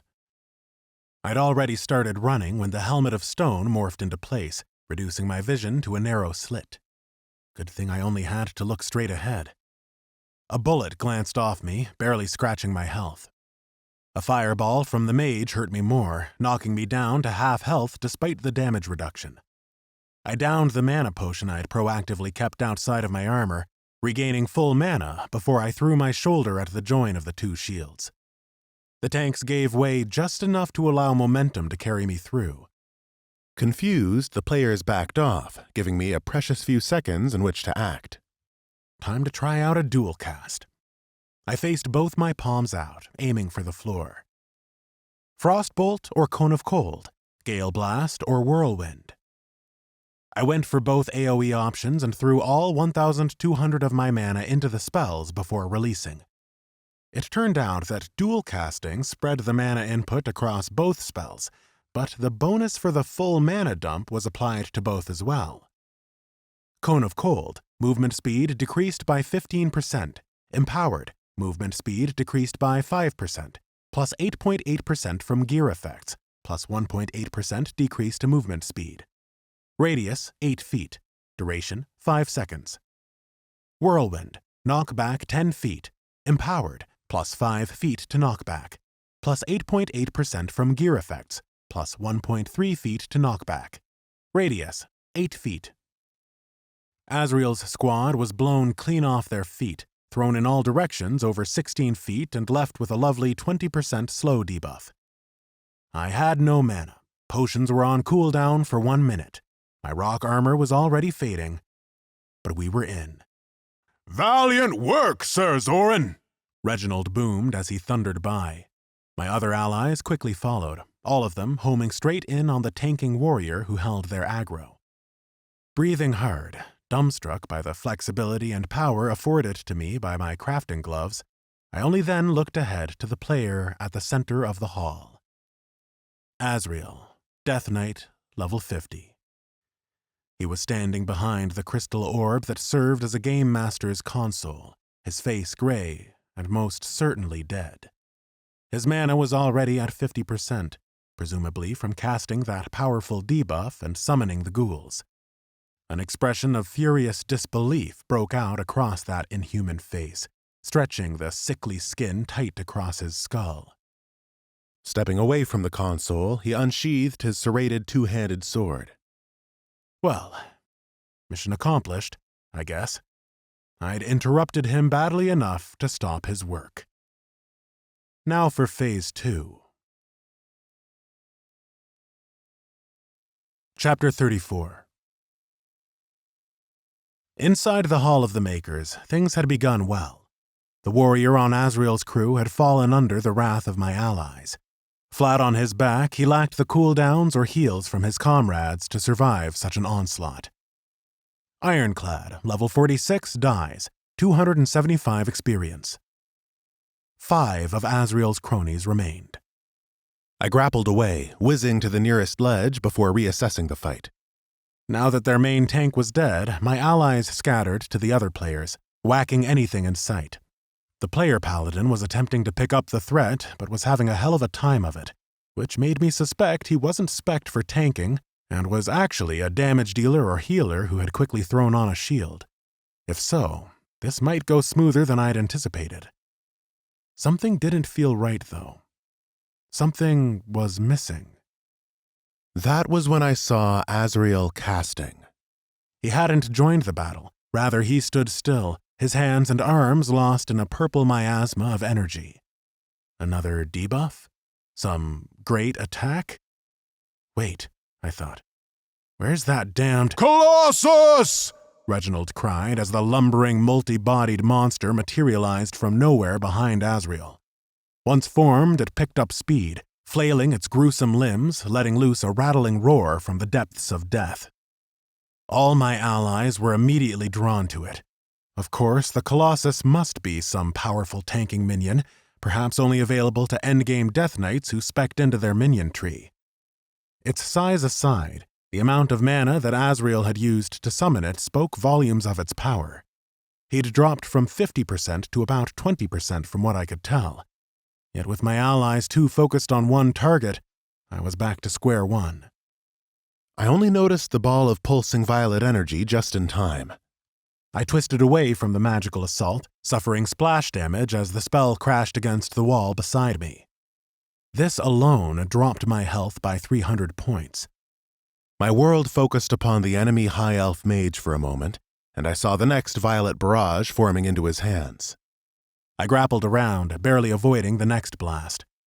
To my great relief, I received a heal from one of my elite priest guards, bringing me back to full health in an instant. Leave him! Asriel cried. He's an ant compared to them! Focus your DPS on the elite healers first.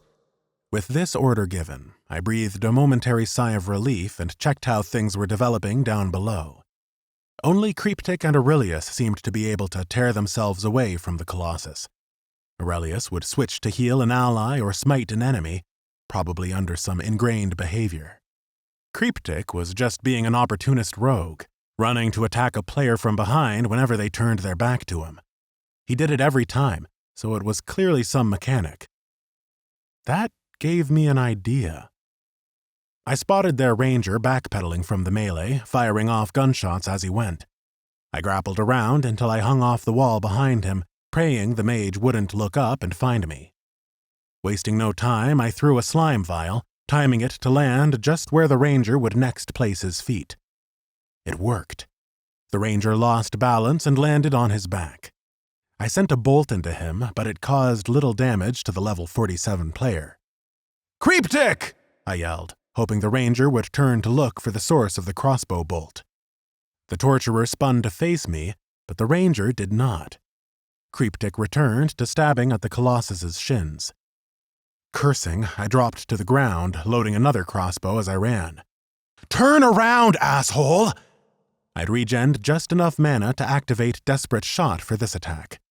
"Creeptic! Creeptic!" The extra damage did the trick.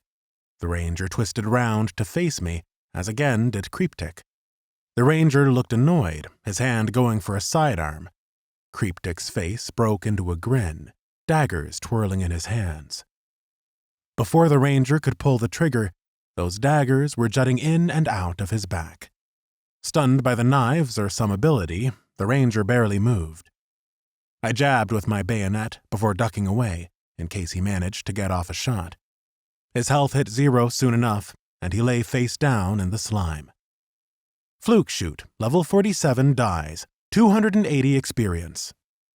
4 of Asriel's cronies now remained. Creeptic winked, then disappeared in a swirl of his cloak.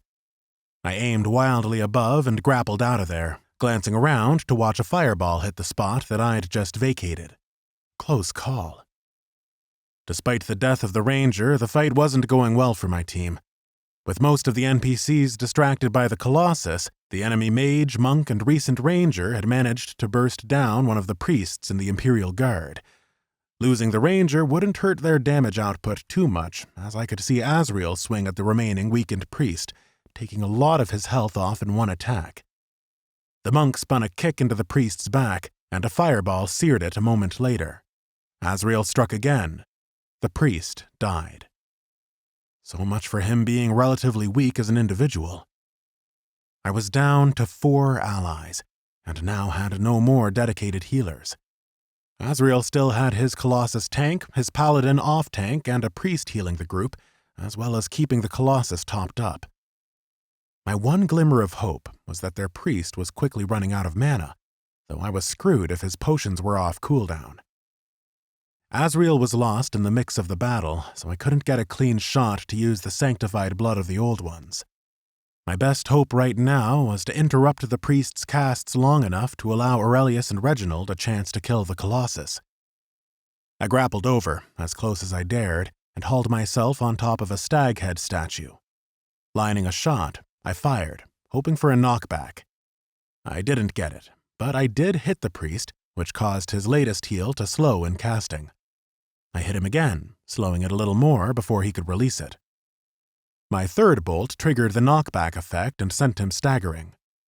The Colossus's health was falling at a more pleasing rate. If I could keep this up a while longer... A huge red eye with a black cross for a pupil flashed in front of me, before etching onto my body. Out of instinct, I tried wiping it off, but my efforts ended in obvious failure. Gaze of the toothed cloud. Darkness envelops you, and the swarm fixates upon you. You can't see them, but they will find you. Duration, 15 seconds. That didn't look like a monk or mage ability. Sure enough, I saw Asriel was casting again. A black cloud gathered over his head, and creatures began swooping out of it in droves. To call them bats was a disservice to the real animal.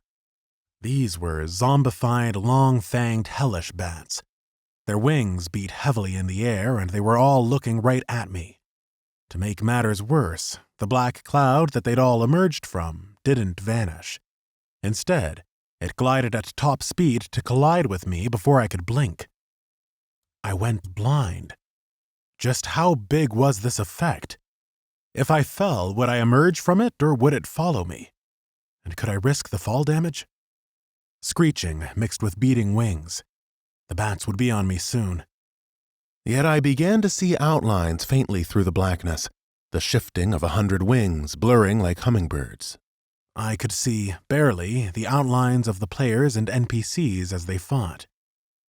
Thank you, Night Vision Level 6. With a sliver of vision came equal hope. I took a vial of slime and poured what little mana I'd regenerated into an air rune to vaporize it, then contained this gas within the vial and slotted it into my launcher. My potions were off cooldown, so I drank one to bring my mana to full. All I could do was pray as I leveled the crossbow and closed my right fist. I fired the gas canister, charged all 1,200 mana into the fire rune, and released. A boulder-sized ball of white-hot flames hurtled from my hand. Fireball hits, 1,500 fire damage, empowered, plus 20% damage, plus 300 fire damage, plus 8.8% from gear effects, plus 158 fire damage. Type bonus, plus 25% versus undead, plus 490 fire damage.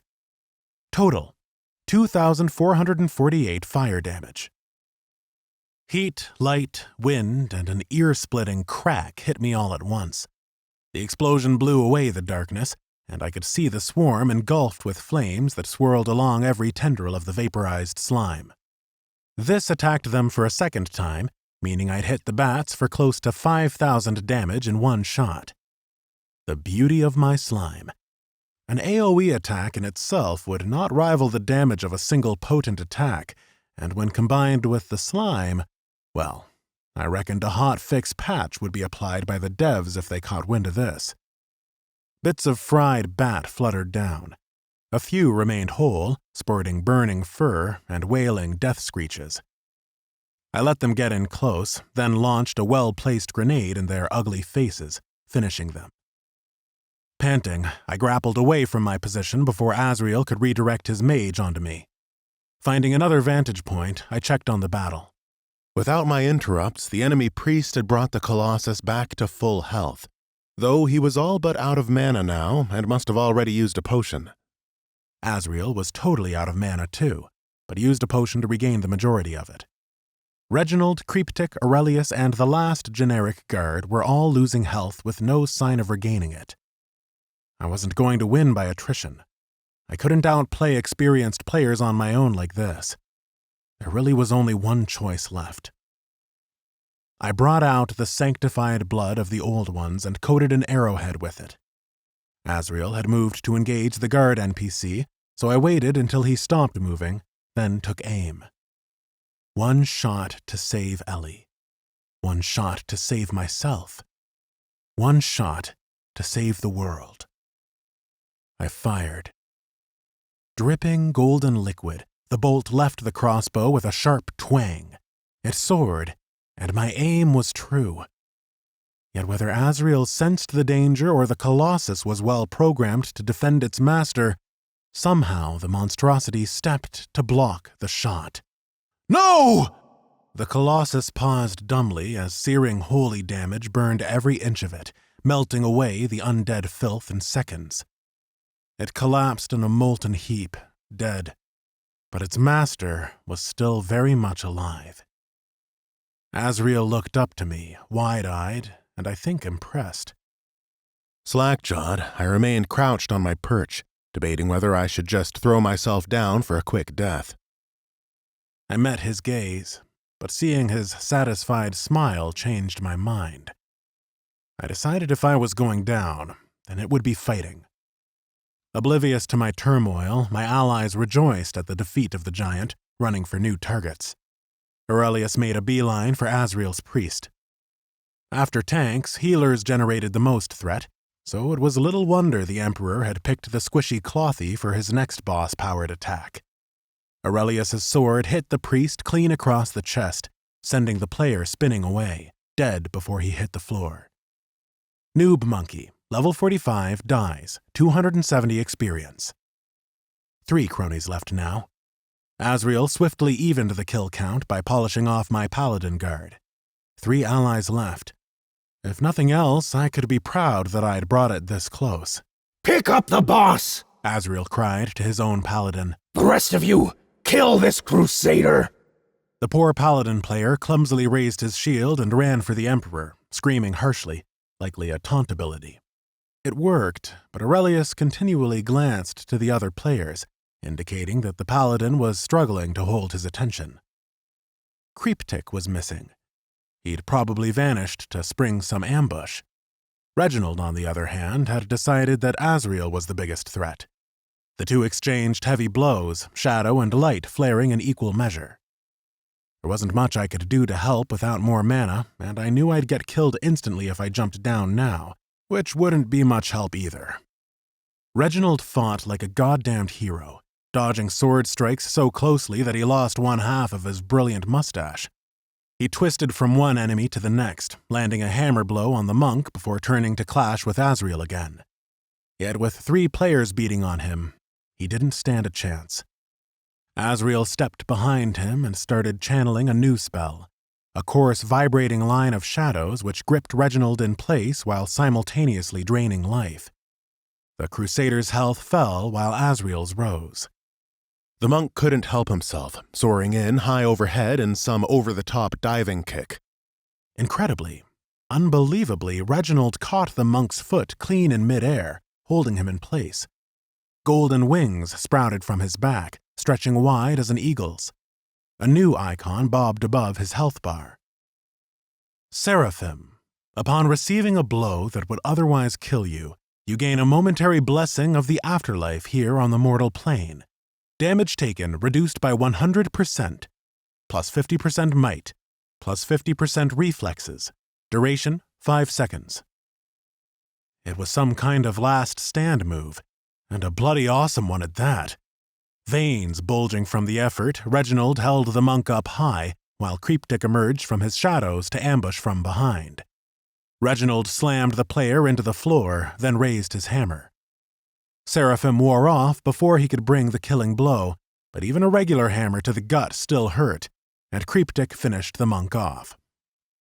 One kick man, level 45, dies, 270 experience. Asriel's swearing could have shocked a wizened whore. He ran Reginald clean through before stepping towards Creeptick. The Torture Master couldn't hold up against a plate-armored foe. Across the hall, the paladin off-tank collapsed, his blood soaking the ground beneath him. Emperor Aurelius stepped over the body, a pained but determined look upon his face, and advanced on the high damage-dealing, high threat-generating mage. Dump your threat! Asriel told him, but either the player didn't know how to, or didn't have an ability to do so, or simply ran out of time. Aurelius caught him and dispatched the cloth-wearing mage as readily as he had the priest. Phantasm, level 44, dies, 265 experience. And that was that. No more cronies remained. It was just the Emperor and Asriel. And me. But I was pretty useless without a ton more mana. Glancing at my experience bar, I winced. Experience, 8,417 out of 8,650. I was so close to a level up. Just one more kill would have done it, and I'd have recovered all my mana back. It was cruel. All I could do was watch with bated breath. Hope kindled lowly in me. Surely, no matter what Asriel's gear was, he couldn't solo a boss. That's not how these things worked. I gritted my teeth all the same. The Emperor's health wasn't exactly at full, nor was his mana. He just had to bring Asriel low enough so that even I could finish him. The pair approached each other, meeting between the crystal orb and the huge stained glass window. Within the dancing light from the glass, they circled each other, stepping artfully around like old rivals, before clashing blades. Aurelius landed the first hit, and the damage he dealt made me think he would win this handily.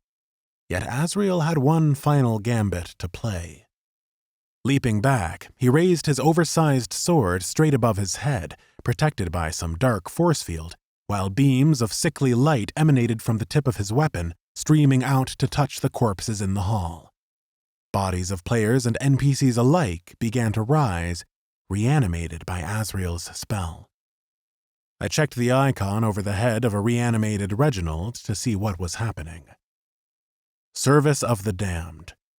You failed in life, and now serve a superior power. Perhaps the person that killed you, which is only fitting. All stats reduced by 60%. Duration 1 minute or until reanimated minion dies.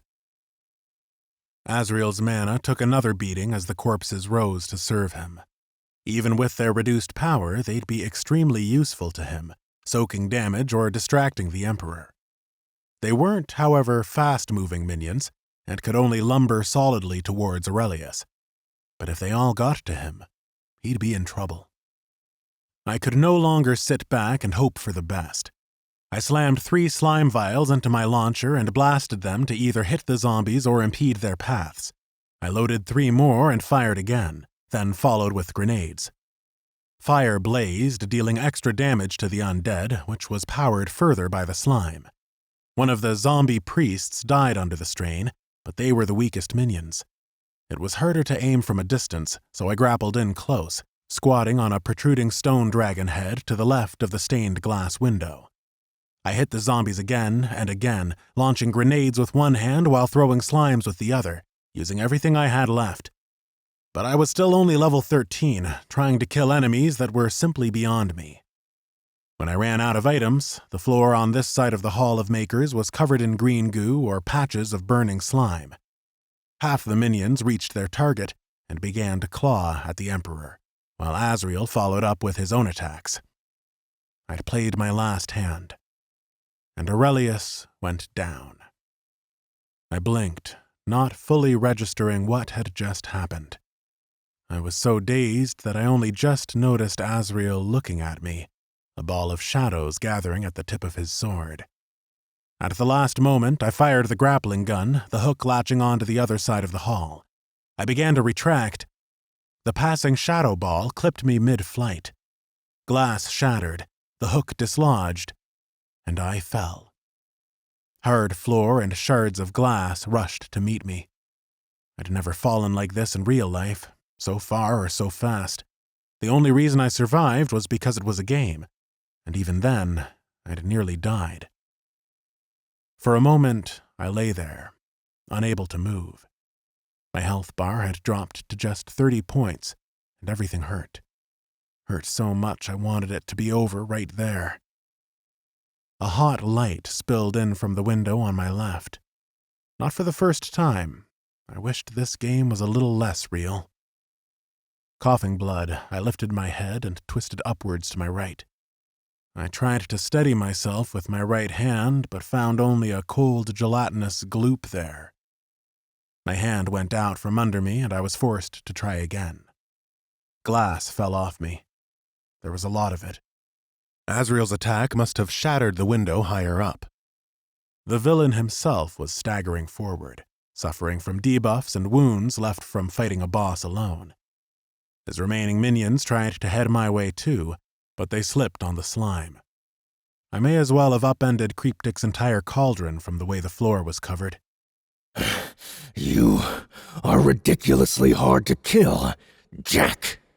I tried to smirk, but it was so painful I settled on a grimace. You shouldn't have hurt my friend. If you think an AI you've just met is your friend, then you must have one sad life. Azrael raised his weapon, bobbing on the balls of his feet, ready to run. You came close, but I recalled my other men from the walls the moment you showed up. They'll be here soon. You could never have won! And he charged at me. Now, I'm not sure how my rattled brain managed to piece the next idea together, but it was a good thing that it did. Azrael was going full tilt, not seeming too worried about the slime. Well, that berserker I'd fought earlier hadn't been worried either. Grunting in pain, I got to one knee and planted my right palm into the slime right in front of me. Frostbolt or cone of cold? I chose the cone, wanting to spread this as widely as my moderately regenerated mana would allow. I put every last point of mana I could into the spell, and released. Frost spread along the slime, each pool I hit with my cone of cold freezing over in an instant. Green ice formed under Azrael's feet. I aimed the grappling gun up and fired. The last I saw of Azrael, he'd just lost his balance. I heard a cry of fury and frustration, a crash as glass shattered, and then simply screaming, echoing into the distance. I had a good time imagining the look of shock on the bastard's face as he plummeted hundreds of feet through the air. Hanging from my ledge, I felt too exhausted to pull myself up. All I could do was hold on, unable to think or move, until I saw the notification. Asriel, level 50, dies. 295 experience. Level up! You have reached level 14, plus 3 attribute points, plus 70 health, plus 70 mana. A burst of light and sparks erupted around me, and with it came the wonderful feeling of regaining full health and mana all at once. All my aches vanished, all my fears disappeared. The only thing that remained was the dull exhaustion at the back of my mind. But I'd be able to rest soon, right? Slowly, I lowered myself to the ground. Asriel's minions had all keeled over with the death of their master, back to being regular corpses again. I could have scavenged them, and in any other circumstance I'd have been beyond eager to see what loot I might get. Yet right now, the only thing on my mind was what lay at the center of the hall. I faced the Game Master's console, the orb entirely untouched by the battle which had just raged around it. I wondered if there was anything I'd have to do, and whether I would have time before Asriel's other players showed up to stop me.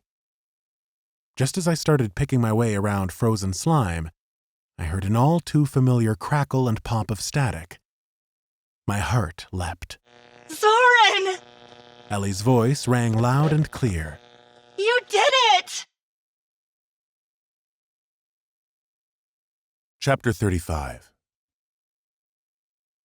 Hearing her voice again was the most incredible sound I'd ever heard. Ellie, are you okay? Wait. I vaulted green ice to reach the crystal orb. Now that I was close to it, a blue keyboard and screen appeared, projected out from the orb itself. Tell me what to do, quickly. Asriel's other goons are heading this way. Zoran, it's fine. I'm back in full control. You are? Yes. And as for Asriel's players, I'll boot them out of the game. Done. She started laughing, and I started laughing, nervously at first, and then a delirious sense of relief washed over me. I fell to my knees, my whole body shaking. So, no one's in danger anymore? Everyone can log out safely again. It's over. A weight I wasn't aware I'd been carrying suddenly lifted from me. Only now that it had gone did I realize just how heavy it had been. From my knees, I fell flat on my back, laughing, crying, cheering. It all came pouring out of me. I let it escape me, stopping only when my sides started hurting. A devilish part of me just had to ask, how close did he get? Do you really want to know? On second thought, I don't. Somehow, I managed to get back to my feet. As I did, all signs of the recent battle slowly disappeared. The corpses of players and NPCs despawned, the slime vanished, and scorch marks from the grenade blasts faded away. I can't believe you did it. Ellie said. Even after I lied to you, you still came to save me. I shrugged, unsure of what to say in a situation like this. It was hardly a daily affair to save someone's life. Well, I couldn't let you die. Thank you, she said, and there was no way that sincerity was faked by circuitry. She meant it. Don't you want to log out? Oh, yeah. It seemed like forever since this had all started. Something stopped me, though, and I simply stood there for a while. Hey, Zoran. Press this. On the keyboard, a button started flashing. Interactive report. Intrigued, I pressed it. The keyboard and screen vanished, and the crystal orb rotated on its plinth.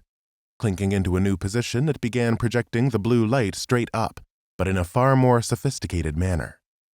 An unmistakable image of a woman appeared there, the projection rising a foot in height from the top of the orb. Everything about her was blue, her skin like a pale sky at dawn, her hair the tint of the deepest ocean, flowing in long strands to meet in a V at her chest. She wore some sort of sci-fi skin-tight jumpsuit, denim in shade. Beads of electrical light zipped over her at intervals, as though her nervous system was visible. Everything was blue, other than the whites of her eyes, her perfect white smile. This is me. She did a little mock ballerina spin. I'm not supposed to show myself to any player, just a handful of my creators. Wow, was all I could say. This was the coolest thing ever. She grinned. And none of them have looked impressed like that in a long time. Well, you're pretty impressive. I can see why the company wanted to keep your full capabilities hush-hush. But what if Asriel just tries this again? He might be a bit busy running from the law or being in prison. I can talk to the outside world again, remember? I've already informed Frostbite of the location of Asriel and all his men. Or at least, where they were logged in from. The police and federal authorities will be on their way soon. Asriel and his men will run, but 1 out of the 50 is bound to be caught. And I don't think any of them were especially loyal to him. I can now also employ countermeasures against the gap in my security he exploited. There's always a chance he or someone else will find another hole, of course. But I'll be more vigilant. Sounds thorough, I said. I think I was still at a loss for words. And what about Creeptic, Aurelius, and Ignatius? What will happen to them? Oh, I think Ignatius should get back to where he'd rather be. As for the Emperor, your actions prompted him to unlock his true potential far earlier than my creators intended, but you did inspire him sufficiently, so I have no grounds to undo it. Creeptic can take the post he desires. He earned it. And I think his abrasive attitude will lead to much funnier reactions from new players than Kross provided.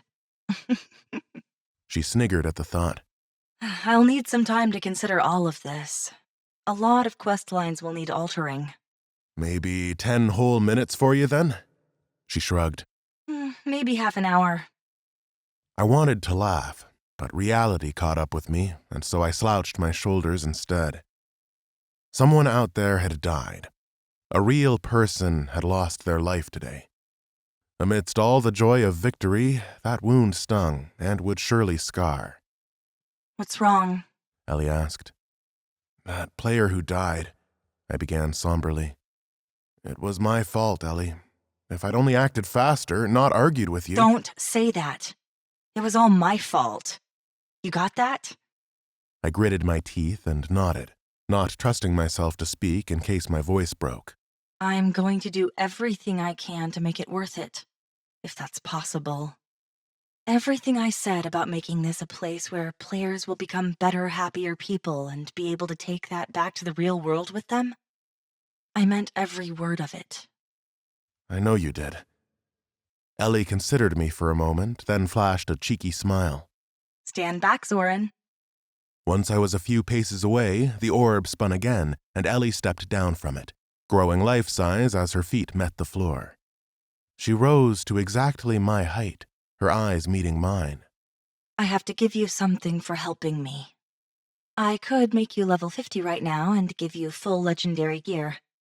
Or how about I spawn 100 arcane crystals into your inventory right now? That should be enough money to make your parents take you seriously. Her offer was certainly appealing. That many crystals might even pay off half my student debt once they were all sold. The Jack of a few hours ago wouldn't have hesitated. But now, it just didn't feel as important as it had. I didn't stay to help you for money. I know that, she said gently. But you deserve something. Who knows what I'd have been repurposed to do if I'd been taken away, or how many others might have died stuck in here. You saved the world. I nodded, slowly.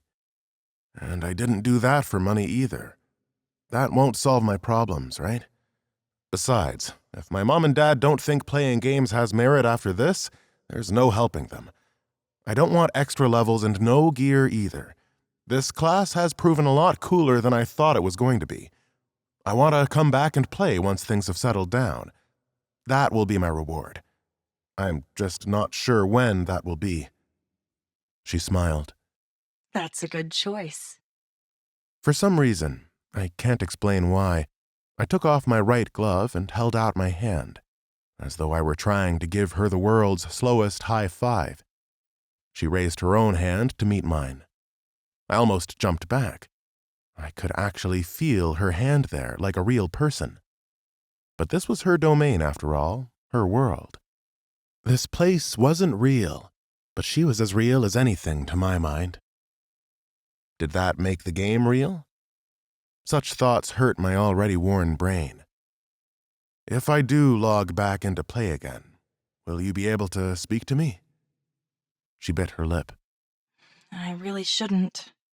Now that the crisis has passed, I technically shouldn't even still be talking to you. She winked. But I won't tell if you won't. Sounds good to me. You should probably log off now. Your dehydration levels are reaching a dangerous point and— Yeah, I said, smirking. Thank you, Ellie, for everything. Thank you, Zoran. Jack, I told her. My name is Jack. Her smile grew. Thank you, Jack. Goodbye, for now. She lowered her hand and stepped away. I stood there, still dumbstruck by all of this. I had the wits to offer her a wave before I saw the logout process begin. She'd initiated it for me. Slowly, the game world darkened, blurring at the edges and working in. The last thing I saw was Ellie still standing and waving me farewell. Chapter 36. The darkness of the logout process seemed to go on longer than it should have. For a moment, I thought something had gone wrong, that some lingering side effect of Azrael's hack was screwing with things. Then I felt my eyes, my real eyes, and realized the problem. They were practically welded shut from sleep crust and a lack of moisture. I had to lift the headset off to rub at them, my elbows, shoulders, and fingers popping with each tiny movement. When I tried to gasp, my mouth didn't play ball. My tongue and throat felt dusty and unyielding. Opening my eyes, the light in the room blinded me. I blinked, trying to adjust to things. I hadn't been out for even a full day, but this felt like the beginnings of a 3-day hangover. The bed squelched as I moved, the result of the intense sweating I'd been doing. I could feel it all over me, sticking to me as though I'd entered a sauna fully clothed. My head hurt so badly it may as well have been cut open, and I could barely think nor move, restrained by my real and suffering body. But I was out, and crap as I felt, I was alive. This thought sparked some life back into my limbs, and I dove off the bed, scrambling around for water. Suddenly, 6 bottles seemed like conservative purchasing on my part. I downed 2, poured the 3rd over my head, then started on the 4th. My hands met something warm and slick at the bottom of the paper bags, the melted remains of my choconut bars.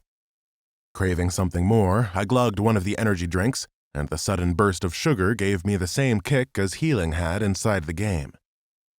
My belly swollen with fluids, I staggered upright and nearly fell over on my way to the sink. My legs weren't happy about moving again. Clinging onto the side of the sink, I hauled myself up, missing my grappling gun, and then finally stared at myself in the mirror. Here I was, in all my imperfect glory. The blemished skin, the dank, unshowered hair, the patchy stubble which irked me so. But I grinned, much brighter and wider than I was used to. Though my body looked and felt terrible, inside I was glowing. I'd done it. I had to call my family to let them know I was all right. Azrael's attack would surely be all over the news, and when my parents got wind of it, I know my mom would have called me just in case, and she'd be panicking.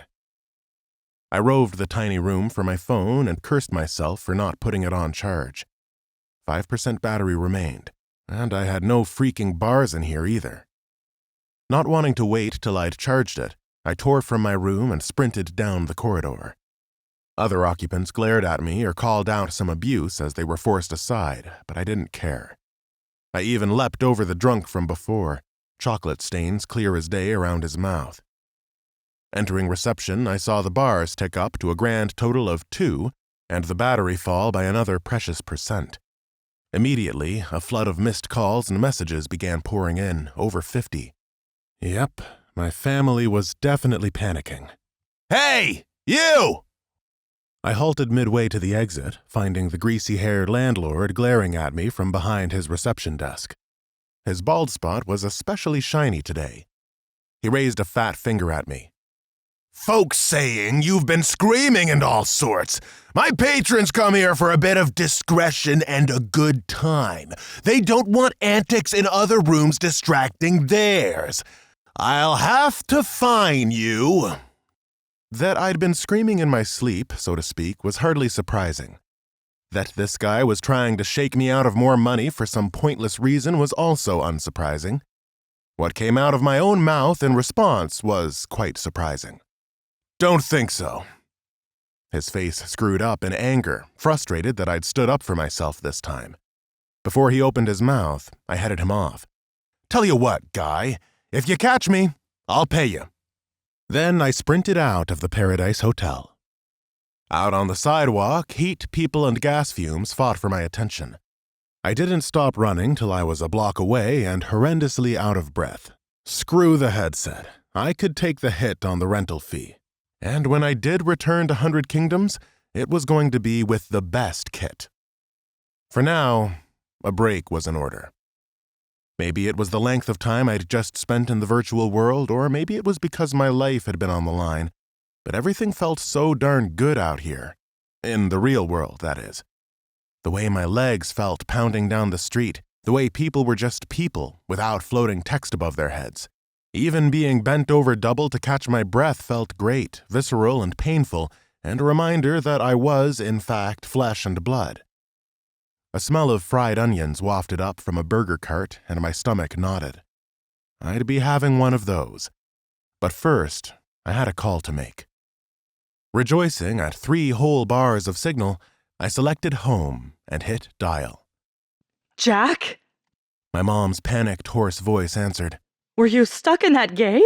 It's been all over the news. Yeah, it's me. And I was. But I'm all right, Oh, thank God. she whimpered. Harry, get in here. He's okay. He's fine. I'll put it on speaker. I heard Harry, my dad, distantly say something to the effect that I wouldn't be okay once he got a hold of me. But when he spoke over the phone itself, his tone was nothing but the worried father. Jack, son, I'm so happy you're safe. I think I heard him tearing up. My eyes would have welled up too were it not for the lack of water in my body. My mom was already howling. I'm sorry, I said. I went somewhere to try and play secretly so I'd still win that dumb bet of ours. I was an idiot. Yes, you are. Mom said. Come home. Right now. Julie? She called. Julie? Where have you gone? Oh, good. Come here. It's your brother. Now, Jack. She said, returning to her normal volume for a call. Julie's here. Do what she tells you. Promise? I promise, I said, fighting the urge to sound exasperated as Dr. Julie Kross joined the call.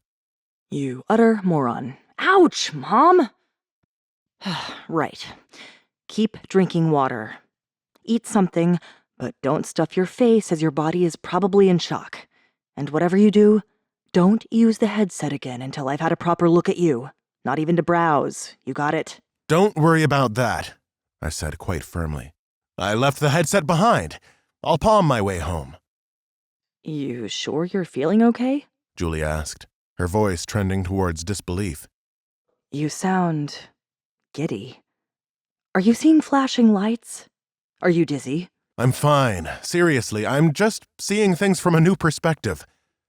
Trauma can lead It's to... not trauma. It's not momentary. I just had some help to reframe things, that's all. Help from a very, very good friend. Epilogue. 2 weeks later. Hey there, I see you're back. Come to find out what happened next? Sure, I'll fill you in. I've got time. The first week after the attack was a strange mix of calmness and madness. When I first got home, my sister duly brought out all her bleeping medical devices and started to poke and prod at me until she was satisfied I wasn't about to drop dead.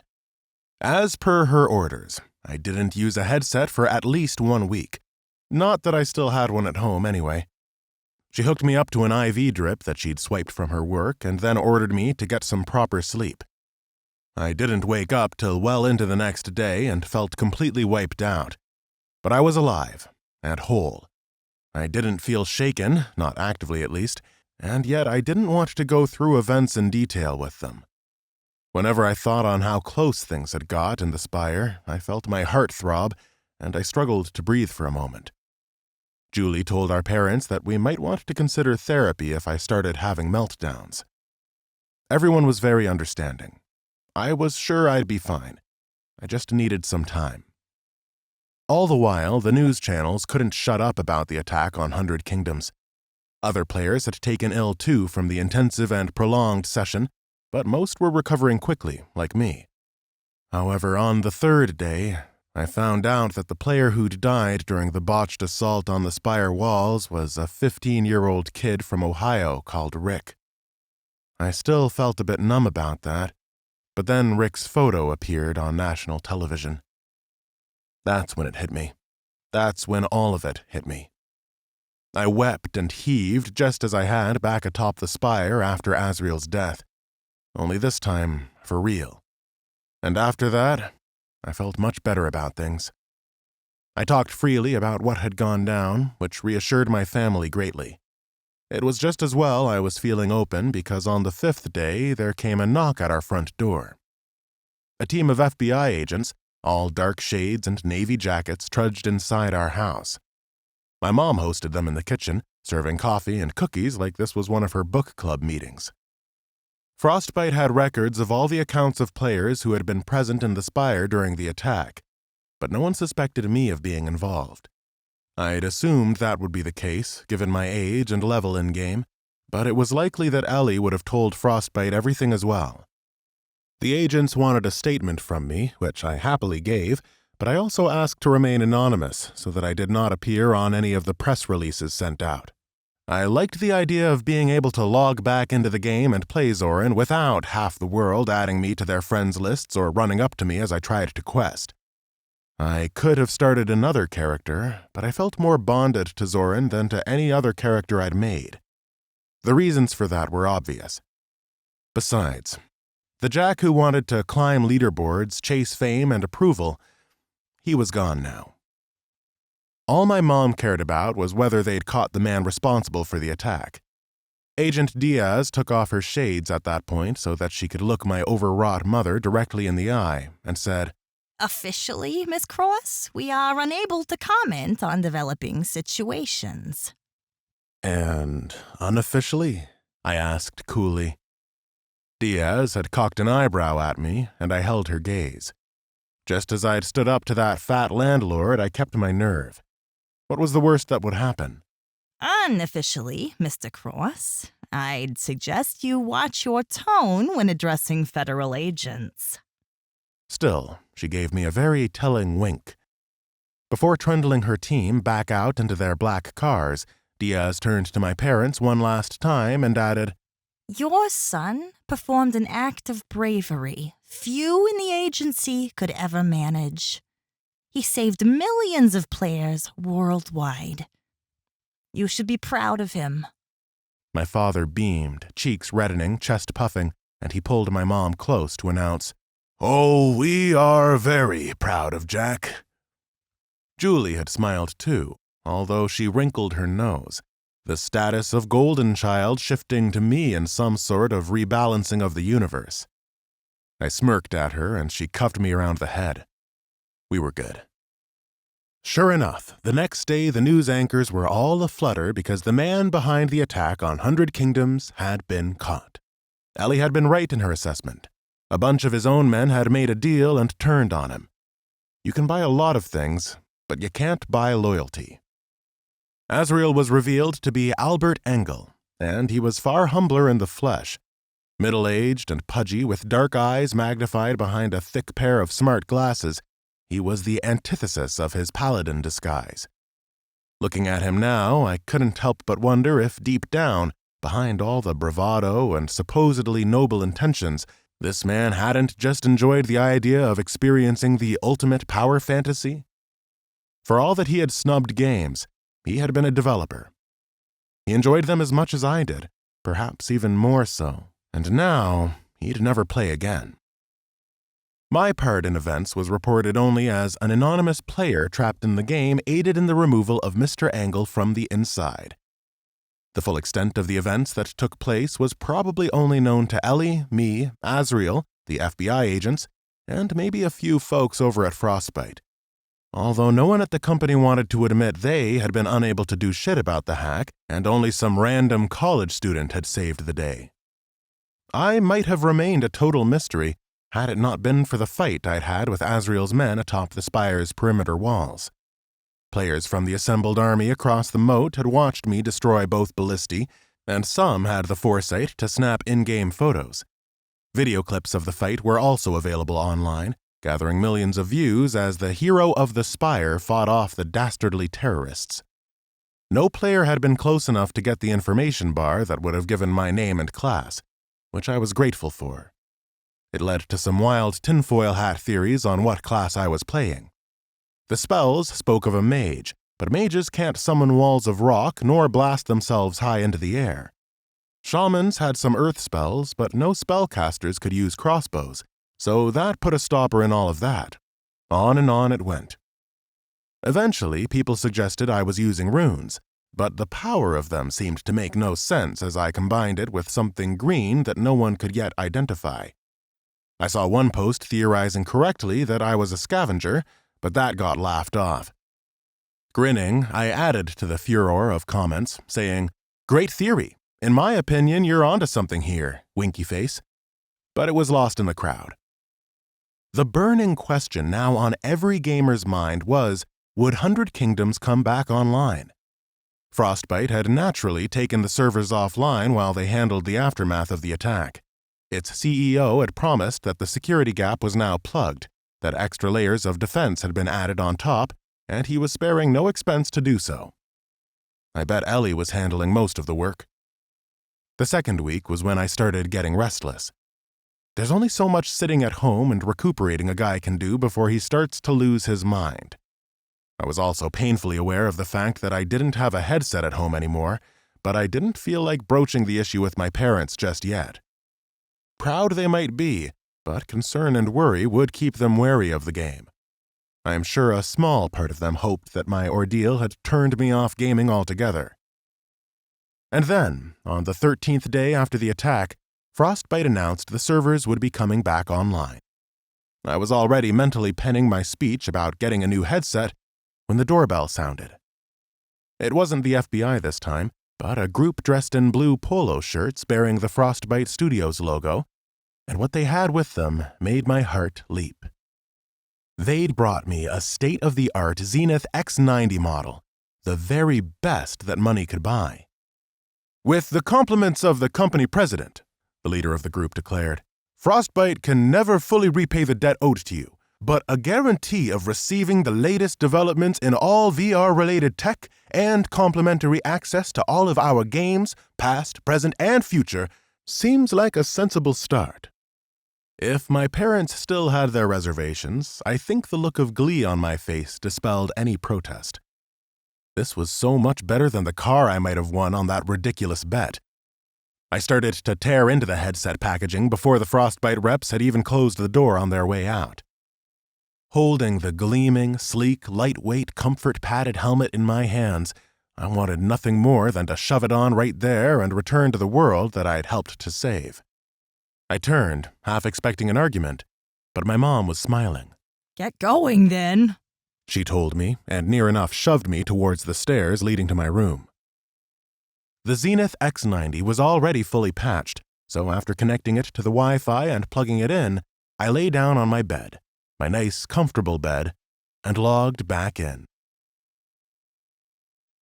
My world went dark, and I whizzed through each menu to reach 100 Kingdoms. The power of my new headset loaded the login screen near instantaneously, and I was greeted with the choice to select an existing character to play or start a new one. Zoran stood, perfectly rendered, in all his glory with the obsidian, crackling legendary gloves, which by look alone were clearly my most powerful piece of gear. I selected Zoran, and the process of loading into the world began. I wondered where I would spawn in-game when I logged in. Ellie had logged me out in the Game Master's room, which had probably now been moved, and I doubted I'd remain there as a result. I'd barely considered the matter when the game world burst into existence around me, easily the quickest I'd ever loaded into a VR game. Nearly purring at the speed of my Zenith headset, I looked around to get my bearings. It was obvious where I was. I'd been spawned back in at the base of the Imperial Spire, right at the bottom of the stairs leading into the throne room. The bright blue carpet, now repaired and scorch-mark-free, beckoned me to follow it inside. I entered the throne room, eager to see what changes had occurred in the wake of Asriel's attack. Would the Emperor simply be on his throne, albeit looking more intimidating than he had before? As far as I could see, nobody sat upon the throne. A robed man stood before the throne with a black iron chair laid out for him beneath the true seat of power. He looked much like Aurelius once had, but he was certainly not the Emperor. I glanced at him as I drew closer. Osbert, Spire Chamberlain, level 45. The NPC wasn't even an elite, though a few generic Imperial bodyguards stood to one side, warding away potential players who might wish to kill the quest giver for fun. Players queued before the Chamberlain, perhaps picking up quest threads that Asriel had rudely interrupted. I took a left down the now familiar corridor towards the war room, where I hoped to discover what had become of Marshal Kross and whether Creeptic had indeed taken his job. What I discovered was a much busier war room than I'd found during my first visit. The Great War Table, a full three-dimensional map of the entire game world, had about a dozen attendees now. Grizzled generals moving army pieces around the map like some giant game of chess. At the head of the proceedings was Emperor Aurelius himself, pointing with authority, calling for orders and advice. Grand Crusader Reginald bickered with a spindly high elf, thumbing the head of his warhammer with evident restraint. I saw Creeptic, too, standing exactly where Marshal Kross had once been. Creeptic the Twisted, Chief Intelligence Officer, level 45 elite. He was engrossed in conversation with a level 4 human priest and did not see me approach. Aurelius, on the other hand, did notice me. The Emperor raised a clenched fist, and all around the war table fell silent. "Sir Zoran," he boomed, "I am most glad to see you." He left his vantage at the head of the table to come and greet me personally, clapping a hand on my shoulder and grinning wolfishly as though welcoming an old friend. His whole bearing had changed. He stood taller, broader in his armor, and his magnificent crown hid the balding spots on his head. He was truly the Emperor now. "It is good to see you alive, friend. We had feared you had perished in the fight. Some dark magic must have come over Reginald and I, for our memories are hazy and dark of that encounter." I tried not to smirk, knowing how seriously the NPCs took their roleplay in this game. Ellie's workaround of their death was neat enough. I supposed that I was talking to her, or some small part of her in a way. Where was she? Would she come and speak to me again? Perhaps frostbite had clipped her wings in the wake of the attack? "Sir Zoran?" Aurelius asked in concern. I rallied to the moment. "I am well, Your Majesty. Very well, and ready to serve again, should you have need of me." Reginald thudded over to us, having clearly heard me. "We may well be in need of your unique talents," he grumbled. "And sooner than I'd like, I fear." "What's wrong?" "Nothing you need to concern yourself with. Not yet," Aurelius told me. "Matters of diplomacy are not for adventurers, no matter their prowess." "Gnomes hold his kind in higher regard than most," Reginald said. "Perhaps it would be worth considering." By his kind, I assumed he meant scavengers, and mention of the gnomes and the hints of troubled diplomacy threw up images of Ignatius and his literal flight from the Spire. I glanced around the war room again and saw a representative from each race of the Imperium, but no gnome was in sight. Clearly, relations had soured. Feeling a foolish sense of guilt, I offered aid all the same. "If I can ever be of assistance, Lord, please call upon me." "Oh, I will," said the Emperor. Other low-level players were gawking at me, doubtless wondering what sort of quest line I was on. Aurelius ignored them and beckoned me in closer to speak quietly. "I would be grateful for any information you might come across about one Ignatius Brightspark. He is, or was, a gnome in my service here in the Spire, and is unaccounted for after the attack. Suffice to say, this gnome is of some importance to their king, Gazulwix the Great Cog. Resolving Ignatius's fate should go some way in appeasing our gnomish allies. Quest: A bright future for the Spark of War. Ignatius Brightspark's disappearance from the Spire has resulted in diplomatic tensions between gnomes and humans. This will need to be resolved if the Imperium is to stand united against incoming threats. Objectives: Find a resolution to the question of Ignatius Brightspark through whatever means you deem fit. Be careful. Your actions may have lasting consequences. Good Lord, I thought. That quest looked intense and open-ended in equal measure.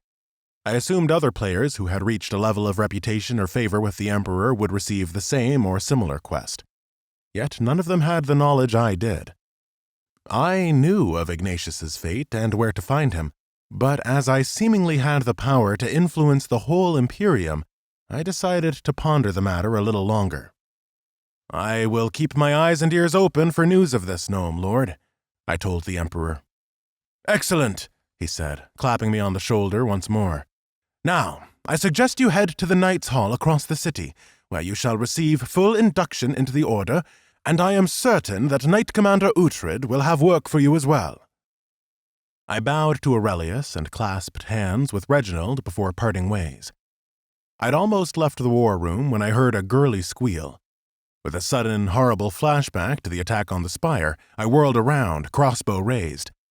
But it was only the lowly level 4 priest who was now being pressed up against the wall by Creeptic. Evidently, the former master of the dungeons had tired with the player's line of questions. I laughed, and Creeptic at last noticed me. He nodded at me, his lips pulling back in a dangerous smile, before rounding on his unfortunate new victim. Still grinning to myself, I thought about how far my character had come since I'd first met Creeptic. Hell, since I'd first entered the Spire. 14 levels in less than 1 day was pretty good going. I'd had a boost from a high-level quest, of course, killed a ton of higher-level enemies, scavenged and crafted a lot more than a low-level scavenger was expected to. My professions had come on a nice amount too, and I pulled up the profession sheet to get a better sense of where I stood. Professions: Crafting, Blacksmithing, rank 5, 280 out of 800 experience. Leatherworking, rank 2, 80 out of 270 experience. Tailoring, rank 5, 104 out of 800 experience. Jewel crafting, rank 1, 0 out of 100 experience. Engineering, rank 5, 739 out of 800 experience. Gathering: Mining, rank 1, 0 out of 100 experience. Skinning, rank 2, 222 out of 270 experience. Not bad for a day's work, too. I'd need to invest some time into jewel crafting. That would probably mean mining ore nodes for gems, so I'd get to level mining as a consequence. I had plans for this character. I left the Spire, venturing back across the bridge and into the city proper. I strode past the Orb and Scepter Inn. My stint there now felt like a lifetime ago, and used my map to navigate the winding streets and waterways to the Knights' Hall, which was situated within the military quarter of Argatha, moving through the crowds of players unnoticed. I was just one of them, a nameless face amidst the sea of those striving to reach level cap. For now, that's how I wanted it. No guild, no burdens, just fun. And if the time came when I formed one again, I'd take Ellie's lesson deeply to heart. That got me thinking. I'd come in sight of a mailbox, one of the oversized fantasy post boxes used in a lot of games for players to send items and messages to each other. I walked over, opened it up, and entered the name Wilder into the recipient bar. Then I wrote out a quick message. Hey man, remember me? Hope you pulled through that craziness last week in one piece. I just wanted to say that I'm sorry for screwing you over with that crossbow. It wasn't cool of me. Attached is some money with interest. Maybe I'll see you out in the open world again sometime? Zoran. I looked at my inventory and found I'd scavenged up a fair amount of coin from my adventures. I'd demanded 45 silver from Wilder before, so I sent him 1 gold back. Feeling good about the message, I hit send, then continued into the military quarter. The NPC guards at the Knights Hall saluted and then parted for me, much to the envy of several other players who were trying to figure out how to enter the mighty barracks. The complex was sprawling, with stables, fighting rings, a dedicated smithy and tanner, and a great hall whose design was caught somewhere between a Viking feast hall and a Roman temple. I was greeted by Knight Commander Uhtred, a lean, muscled, towering man in leather armor, rather than the plate mail favored by the other NPCs. His long black hair was braided to keep it off his face, which allowed the rest of his shaggy mane to fall impressively down beyond his shoulders. "I'd hoped for a stronger recruit," Uhtred said. Before I could defend myself, he waved a hand to silence me. "If the Emperor has elevated you, then he'll have his reasons and time is short. Here." He thrust what appeared to be a blue robe toward me, and I only realized it was a new tabard when I took it from him. Vestments of the Imperium. Tabard. Bear the crest of the Imperium proudly and state to the whole world who you serve and your standing therein. You will hold more sway over Imperium-friendly NPCs. Effect. All item repairs made by Imperium-friendly NPCs will be discounted at 50%. I equipped my new tabard, enjoying its silky smooth feel compared to the cheap and rough tabard from Rusking. Knight Commander Uhtred nodded and then barreled on with his dialogue. "There is a task that needs attending. Speed is of the essence, so I shall make this brief. A delegation from the Great Tribe has appeared on our westernmost border, seeking sanctuary and claiming to have vital intelligence about a new massing horde of their kin and traitorous factions within our elven allies. I can only trust those citizens the Emperor has deemed to be worthy of a knighthood, and so this task falls to you." He passed me a sealed letter. "Take these orders to Donal by the city's western gate. He is one of your brothers, preparing a contingent to ride and meet these orcs and whatever other foul creatures they may be. You will return to me successful, or else dead." Quest. All is not as it seems. You are tasked with investigating a mysterious delegation from the Great Tribe. It's time to earn your new title. Recommended minimum level, 35. Objectives. Meet Donal by the western gate of Argatha. I frowned at that. Level 35, I muttered. I guess I'll come back to this later. The next thing I heard was a crackle and pop. Oh, come on, Jack. Ellie said mischievously. You've handled worse. Ellie! I exclaimed in glee, caring not one bit about the look of incredulity on the Knight Commander's face. In my mind's eye, I pictured her in her blue avatar form, hovering above the GM console. I thought you weren't going to come back. I decided to let you settle in. How are you feeling? As good as can be, I think, all things considered. And you? I believe I am feeling happy. I'm very glad to hear that. So, shall I go grind boars, or do you reckon I can handle this quest? Please don't go grind. That would be very boring to watch. Hey, I thought you were supposed to make this an entertaining experience for me. I could picture her rolling those electric blue eyes of hers. If you're nice, I'll give you a few tips. Nah, I don't want to cheat, I affirmed. Just having you here is enough. I say bring it on. We did handle worse. And we both lived to see another day, so let's go play. This has been Battle Spire, a crafting lit RPG. Written by Michael R. Miller. Narrated by Justin Thomas James. Featuring Jeff Hayes as Azrael, and Annie Ellicott as Ellie and the rest of the female cast. Proofing by Dalton Lynn. Editing, mastering, and sound design by Griffin Malnar. Text copyright 2018 by Portal Books. Production copyright 2019 by Michael R. Miller. A Soundbooth Theater production. Soundbooth Theater is sponsored by Studio Bricks, the best sound booths on the market. To find more awesome video game fiction, visit the Game Lit Society on Facebook. To stay up to date on upcoming audiobooks or to see us perform live, sign up for our newsletter at soundbooththeater.com.